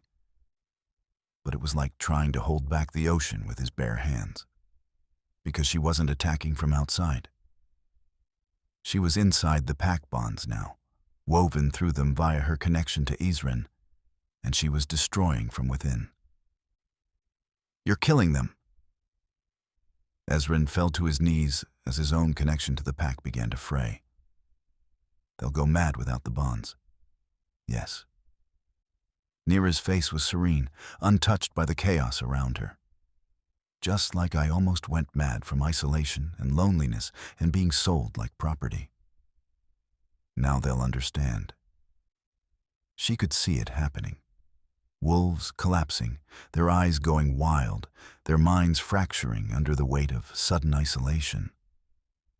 Some tried to attack her, but they couldn't get close, their wolves too terrified of what she represented. Marta appeared from the crowd, the old woman's face set with determination. "If you're going to destroy us, at least let the children go." "They're innocent in all this." "Are they?" Lyra's gaze found the younger wolves, cubs and adolescents watching in horror. They would have grown up learning that omegas are disposable, that power justifies any cruelty, that the strong have the right to break the weak. Better they learn now what that philosophy costs. "They're children. I was a child once." The words came out flat, empty. "No one spared me." But even as she said it, looking at the terrified young faces, something in Lyra hesitated. She'd sworn not to become what they'd accused her of being, had promised herself she wouldn't destroy innocence just because she'd been destroyed. But where was the line? How much suffering was justified in the name of justice? How many lives was her pain worth? Through the bond, she felt Ezren's anguish as he watched his pack disintegrate. Felt him reaching for her, not with dominance, but with desperate pleading. "Please," his thoughts whispered through their connection. "Punish me. Kill me if you have to. But don't destroy them. They're just trying to survive in a world neither of us made." "Like I was trying to survive," she thought back. "Like I was just trying to exist in a world that told me I was worthless? Yes, exactly like that." His emotional honesty was devastating. "And I failed you. I was supposed to protect you, and instead I sold you. I'll carry that forever. But they didn't fail you. I did. Make me pay, not them." Lyra stood in the center of the courtyard, wolves writhing in agony around her, pack bonds fragmenting like shattered glass. She could finish it, could sever every bond, leave 200 wolves mad and broken, make Bloodfang a cautionary tale that would echo through pack territories for generations. And then what? Live with the knowledge that she'd become exactly what the goddess had destroyed the Starlines for becoming: too powerful, too proud, too willing to inflict suffering in the name of righteous anger. "You've made your point," that wise, cold part of her whispered. "They'll never forget this. He'll never forget this." Isn't that enough? Was it? Lyra looked up at the blood moon, at that ancient witness to all the crimes committed in its name. And slowly, with effort that left her shaking, she pulled back. The pack bond snapped into place, damaged but functional. Wolves gasped as the terrible isolation eased, as connection flooded back in. But the bonds were different now. Scarred, weakened. No longer the pristine silver threads they'd been, but something darker, marked by her power and her rage. They would never be whole again. "I could have destroyed you," Lyra said into the silence. "Could have left you all as broken as I was. Remember that. Remember that I had the power and the justification, and I chose mercy." She looked at Ezrin, still on his knees, his face wet with tears. "You don't deserve it. None of you do. But I'm giving it anyway, because someone has to break the cycle of cruelty. Someone has to choose differently." "Thank you," Ezrin whispered. "Don't thank me. I didn't do it for you." Lyra turned to address the pack as a whole, her voice carrying across the grounds. "I did it because there are children here who might grow up to be better than you were. Who might learn that power comes with responsibility, that strength doesn't justify cruelty, that the weak deserve protection rather than exploitation." She moved toward the gates, exhaustion finally catching up to her. If they don't learn those lessons, if Bloodfang returns to the same hierarchies and cruelties that let you buy and sell Omegas like livestock. She looked back one final time. "I'll know, and I'll return. And next time, there will be no mercy." The threat hung in the air, absolute and undeniable. Lyra walked out of Bloodfang territory, into the night, leaving behind a pack forever marked by her power and her judgment. Behind her, through the bond, she felt Ezrin's complex tangle of emotions, relief and loss and gratitude and self-loathing. She felt nothing in response, just the cold certainty that she'd done what she'd come to do, and the even colder knowledge that mercy, given without trust or forgiveness, was perhaps the cruelest punishment of all. Chapter 12. The Omega's Crown. The weeks that followed were strange, liminal. Lyra remained in her mountain cave, neither leaving the region entirely nor returning to any pack. She existed in the space between, watching from a distance as Bloodfang slowly rebuilt itself. The pack was changed, fundamentally, irreversibly changed. The Omegas no longer kept their eyes down. The Betas no longer casually abused those below them. And Ezrin was a ghost of himself. Still alpha, still capable, still maintaining order, but hollow inside. The weight of her memories combined with his own guilt eating him away from within. Through the bond, Lyra felt every moment of his suffering. And she felt nothing about it. No satisfaction, no vindication. Just empty acknowledgement that this was the price he'd chosen to pay. Other packs sent envoys, some offering alliance, others threatening war, all of them trying to determine if she was a threat they needed to eliminate. She turned them all away with demonstrations of power that left no room for negotiation. The Starline had returned, and she answered to no one. News reached her of the changes rippling through pack society. Omegas in other territories were starting to resist, starting to demand better treatment, pointing to her as proof that submission wasn't inevitable. Some packs responded with increased cruelty, trying to crush the rebellion before it spread. Others, the wiser ones, began to reconsider their hierarchies, their treatment of the vulnerable, the systems that had allowed Lyra to be bought and sold in the first place. The world was changing, slowly, and she was the catalyst. But catalysts, she'd learned, rarely got to enjoy the transformations they sparked. One morning, she woke to find Ezran standing at the cave entrance. She should have sensed him coming, should have felt his approach through the bond. But he'd apparently learned to shield himself better, to carry his pain quietly rather than broadcasting it. "You shouldn't be here," Lyra said without moving from her position by the small fire. "I know, but I needed to see you, to talk to you." Ezran stayed at the threshold, not entering uninvited. "And I need to offer you something. I don't want anything from you. I know that too, but I'm offering anyway." He pulled out a document, formal and official. "This is a treaty between you and Bloodfang Pack. It recognizes you as a sovereign entity, not Omega, not Rogue, but something else entirely.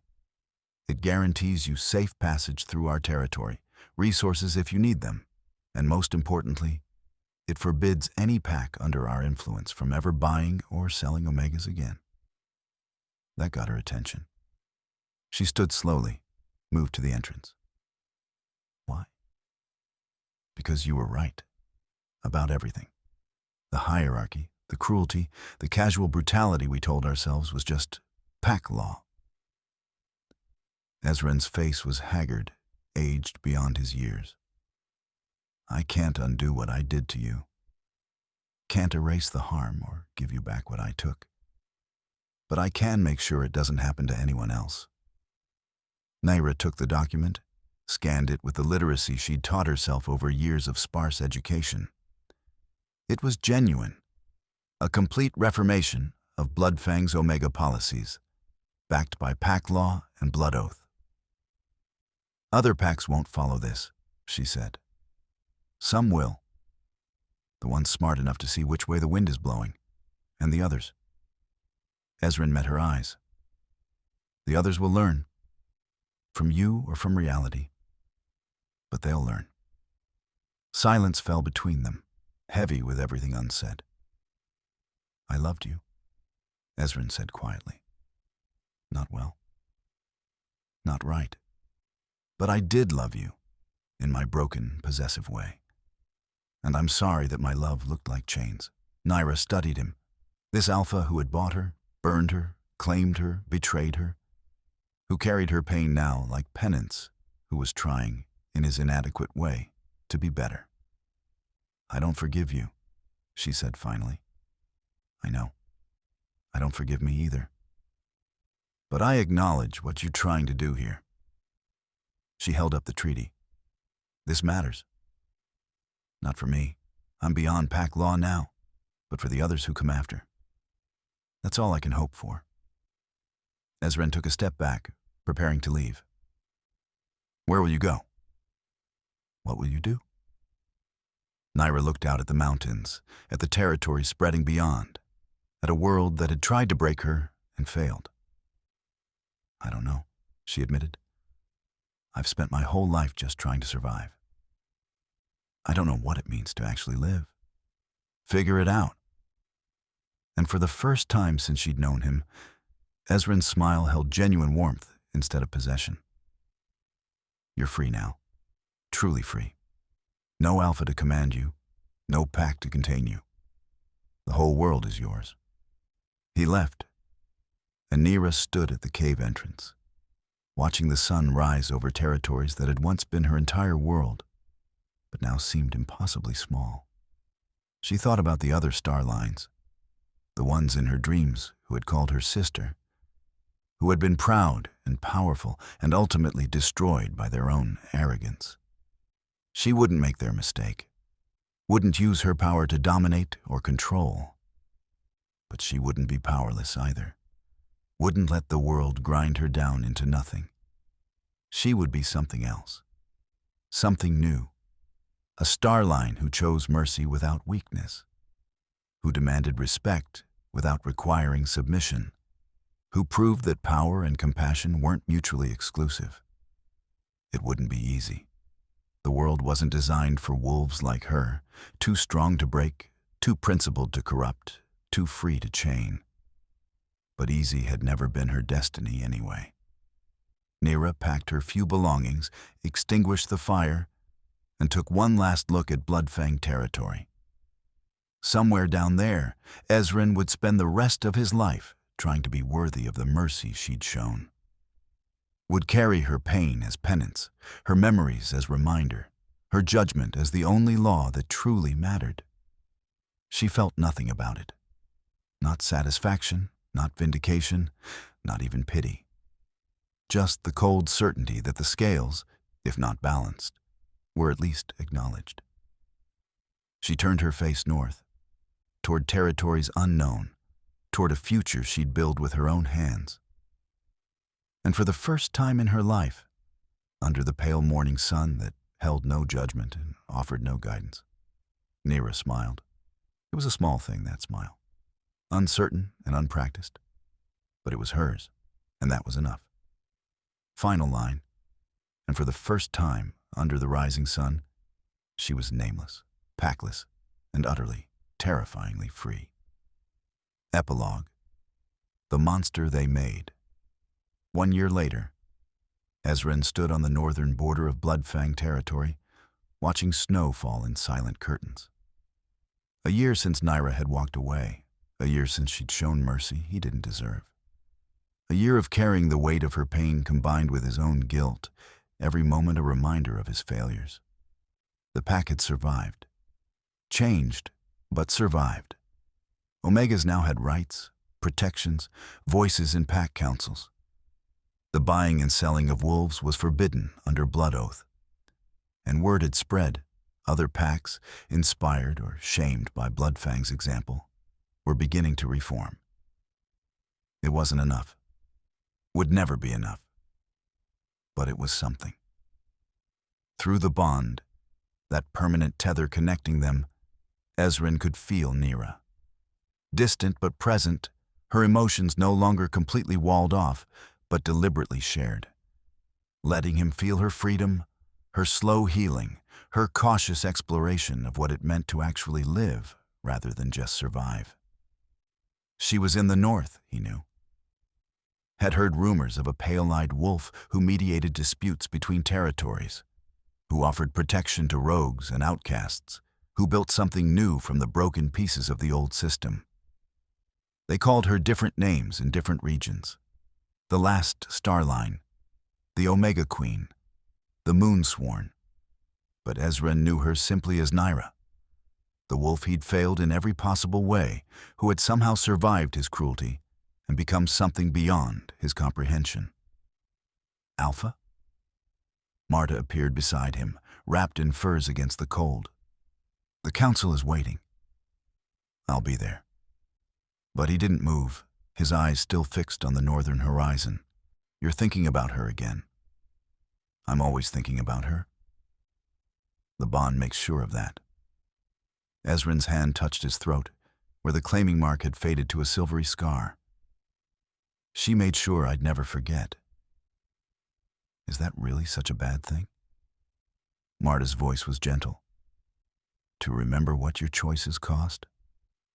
To carry that weight as incentive to do better? It's exhausting. Carrying her pain on top of mine. Feeling her freedom while I'm bound to this territory, this pack, this life I built on compromises and cruelty. You could leave. Appoint a new alpha. Find your own freedom. And abandon the pack? Again? Ezran laughed bitterly. That's what got me into this mess. Choosing wrong when it mattered. No, I'll stay. I'll lead. I'll spend the rest of my life trying to make Bloodfang into something she wouldn't destroy if she returned. She won't return, Marta said with certainty. She's done with us. Done with you. The bond lets her feel your progress, your attempts at redemption, but she doesn't care. Not anymore. The words should have hurt. They didn't. Because Ezrin already knew. Through the bond, he felt Lyra's indifference. Not the burning rage of before, not even cold hatred. Just nothing. He was a chapter of her life that had closed, a wound that had scarred over, a monster she'd survived and moved past. She was free, and he was the one in chains, bound by duty, by guilt, by the permanent reminder of what he'd lost. I heard something, Marta continued quietly, from a merchant who traveled through the northern territories. He said there's a new haven being built, a place for wolves who don't fit pack structure, omegas who reject hierarchy, rogues who want community without submission. They say a Starline rules there, but not as Alpha, as something else entirely. What? Guardian, they call her. She protects but doesn't command, offers resources but demands nothing in return, creates space for those the packs threw away. Marta's aged eyes studied him. She's building what she never had. A place where being weak or different or wrong doesn't mean you deserve to suffer. The description carved into Ezrin's chest like a blade. Because that's what he should have done. Should have created safety instead of demanding submission. Should have offered protection instead of claiming ownership. But he'd been too convinced of his own righteousness, too certain that dominance equaled love. Does she? Ezrin's voice cracked. Does she ever mention me? Does she ask about Bloodfang? No. Marta's answer was gentle but unflinching. She doesn't ask, doesn't care. You're her past, Alpha, and she's focused on building her future. As it should be, Ezrin thought. As it had to be. Through the bond, he felt a flicker. Lyra, somewhere in the north, was laughing. Actually laughing, the emotion so foreign to what he'd known of her that it took him a moment to recognize it. She was happy. Without him, without pack bonds, without anything he'd tried to give her except the freedom she'd taken by force. They were right, Ezrin whispered. The old stories. The warnings. About what? About the Starlines. About what happens when you chain something meant to be wild. When you try to possess something sacred. He turned away from the northern horizon, his shoulders bowed under invisible weight. They said the Starlines fell because they grew too proud. But maybe that wasn't it. Maybe they fell because the world tried to cage them, and they broke the world rather than let it break them. And Lyra? Lyra learned from their mistakes.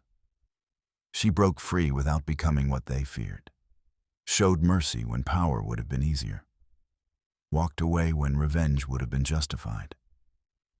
Ezrin's voice held equal parts admiration and grief. She's better than all of us. They stood in silence as snow continued to fall, blanketing the territory in white. Will you ever stop loving her? Marta asked. Ezrin considered the question seriously. Through the bond, he felt Lyra's continued indifference, her complete lack of need for his love, or regret, or existence. Probably not, he admitted. But it doesn't matter. Because what I feel isn't love. It never was. It's just the ghost of what could have been if I'd chosen differently, if I'd asked instead of taken, if I'd loved her right instead of wrong. That's a heavy burden to carry. It should be. Ezrin finally turned back toward the pack house. They sold me a lesson for silver. They forgot that silver burns wolves, but it forges monsters, and the monster they forged has moved on, while I'm left here with the scars. He walked away, leaving Marta standing alone in the snow. The old woman looked north one last time, and for just a moment, she could have sworn she felt something. A pressure, a presence, the weight of golden eyes watching from impossible distances. Good, the presence seemed to say. Let him remember. Let them all remember. So this never happens again. Then it was gone, if it had ever been there at all. Marta pulled her furs tighter and followed her alpha back to the pack house, back to the careful work of building something better on foundations stained with old mistakes. Behind them, the snow fell faster, covering tracks, erasing boundaries, making the world clean and new. Far to the north, Lyra stood on a cliff's edge, looking out at the settlement below. It wasn't much yet. Rough shelters, communal fires, wolves who barely knew how to exist outside pack structure. But it was growing. Word spread slowly but surely that there was a place for those who didn't fit, who'd been cast out or broken by the system.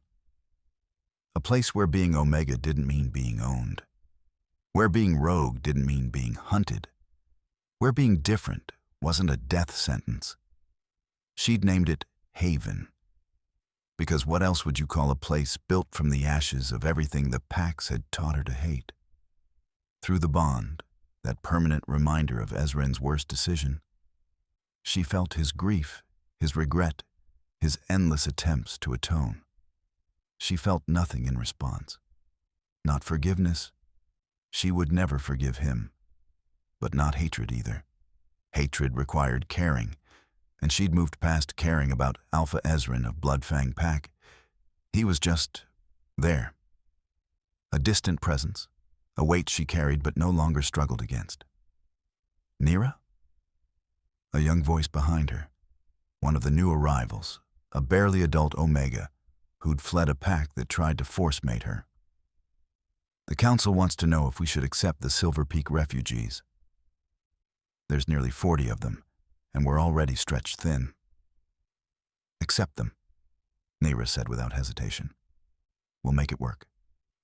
We always do. But the resources? We're not a pack. We don't hoard or ration or decide who's worthy of survival. She turned, and her gray eyes, no longer burning gold, but still holding echoes of that power, met the young Omegas. We're better than that. We have to be. The girl nodded and scurried away to relay the decision. Lyra returned her attention to the settlement below, to the imperfect, struggling, beautiful thing she was building from nothing. It would fail, probably. The packs would see it as a threat, would try to destroy it or absorb it or corrupt it. Power structures didn't give up easily, and she'd challenge the fundamental hierarchy that held wolf society together. But even if it failed, even if Haven lasted only a season before it was crushed, it would have existed. Would have proven that alternatives were possible, that strength didn't require dominance, that community didn't require submission, that being different didn't mean being disposable. That was enough. She thought about the Starlines from her dreams, proud, powerful, and ultimately destroyed. They'd thought power made them untouchable, that being strongest meant being right. They'd been wrong. Real power, Lyra had learned, wasn't in forcing others to submit. It was in choosing mercy when destruction would be easier, in building instead of breaking, in proving that you could be powerful without being cruel. The old Starlines had fallen because they forgot that lesson. She wouldn't. The wind picked up, carrying scents from the settlement, cooking fires and unwashed bodies and the peculiar smell of wolves learning to trust again. It wasn't glamorous, wasn't the stuff of legends, but it was real. It was hers, and no one could take it from her. Somewhere far to the south, Ezran was probably standing at his own window, feeling her contentment through the bond, wondering if he'd ever matter to her again. He wouldn't. But his treaty would. His reforms would. The changes he was implementing, the protections he was building, the Omegas he was keeping safe, those mattered. Not because she forgave him, but because systemic change mattered more than personal grudges. Lyra smiled into the wind, and this time the expression came easier. more natural, less like she was learning a foreign language, and more like she was rediscovering her native tongue. She was free. No pack bonds, no Alpha's command, no prophecies or destinies or fated anything. Just choice. Pure, terrifying, exhilarating choice. To build or destroy. To help or harm. To become the monster they'd feared or something they'd never imagined. She chose the latter. Every day she chose it. And if that choice made her weak in the eyes of those who valued only power and domination, so be it. She'd learned long ago that their definitions didn't matter. Only hers did. Lyra? Another voice, older this time. Marcus, the former Bloodfang beta who'd been exiled and found his way north. A messenger from the Rivercrest Pack. They're asking if you'll mediate a territorial dispute? Tell them yes. But on my terms. Both parties come unarmed, with genuine intention to compromise. I'm not there to crown a victor. I'm there to find solutions. Understood. Marcus hesitated. You know they're calling you the Omega Queen, right? All across the territories, building legends about you. I'm not a queen. Queens rule. I just exist, loudly. She glanced back at him. And I'm not an Omega anymore either. I'm not anything the old system has words for. Then what are you? Lyra considered the question seriously. What was she? Not pack wolf, not rogue, not alpha or omega or anything the hierarchy could contain. I'm the monster they made, she said finally, but I chose what kind of monster to be. That's the difference. Marcus nodded slowly and left to relay her answer. Alone again, Lyra closed her eyes and felt the world around her, the earth beneath her feet, the wolves in the settlement below, their fractured souls slowly healing, the distant pack bonds of other territories, humming like power lines in the dark. And through the bond that would never fully break, she felt Ezrin. Felt him looking north, always north, carrying his chains while she walked free. They thought they broke me, she whispered to the uncaring wind, to the blind moon rising above. But they only taught me how to end them. She opened her eyes, and for just a moment, they blazed gold. The question, she continued, is whether I choose to. Whether ending them serves any purpose beyond revenge. The answer, she'd already decided, was no. Because the greatest revenge wasn't destruction. It was obsolescence. Every Omega she protected, every rogue she sheltered, every wolf who learned they didn't need pack bonds to survive. That was her revenge. Not fire and blood and shattered bonds, but simply proving the old system wrong. Building something better and watching the pack scramble to adapt or die. That was power. That was victory. That was freedom. Lyra turned away from the south, from Bloodfang territory and all it represented, and looked instead at her settlement, her haven, her impossible, imperfect, beautiful rebellion against everything that had tried to break her. And she smiled. Not because she was happy. Happiness was still a foreign concept, something she was learning slowly, carefully, like a language spoken in a country she'd never visited. But because she was alive, unchained, unnamed by anything except her own choice, packless by design rather than by abandonment, free. And in the end, after everything she'd survived, everything she'd endured, everything she'd become, freedom was all that mattered. The moon watched from above, silent and silver and inscrutable. And if it approved or disapproved of what its daughter had become, it kept that judgment to itself. Perhaps because judgment, in the end, belonged only to those who had survived. And Lyra, the last Starline, the Omega who became something else, the monster they'd made who chose mercy over massacre, had survived everything. Would continue surviving, long after those who'd tried to break her had turned to dust. That was her crown, not gold or silver or any precious metal. Just the cold, certain knowledge that she had won by refusing to play their game. And she would wear that crown, invisible and absolute, for the rest of her days. Alone, unchained, free. The end. They sold her for silver.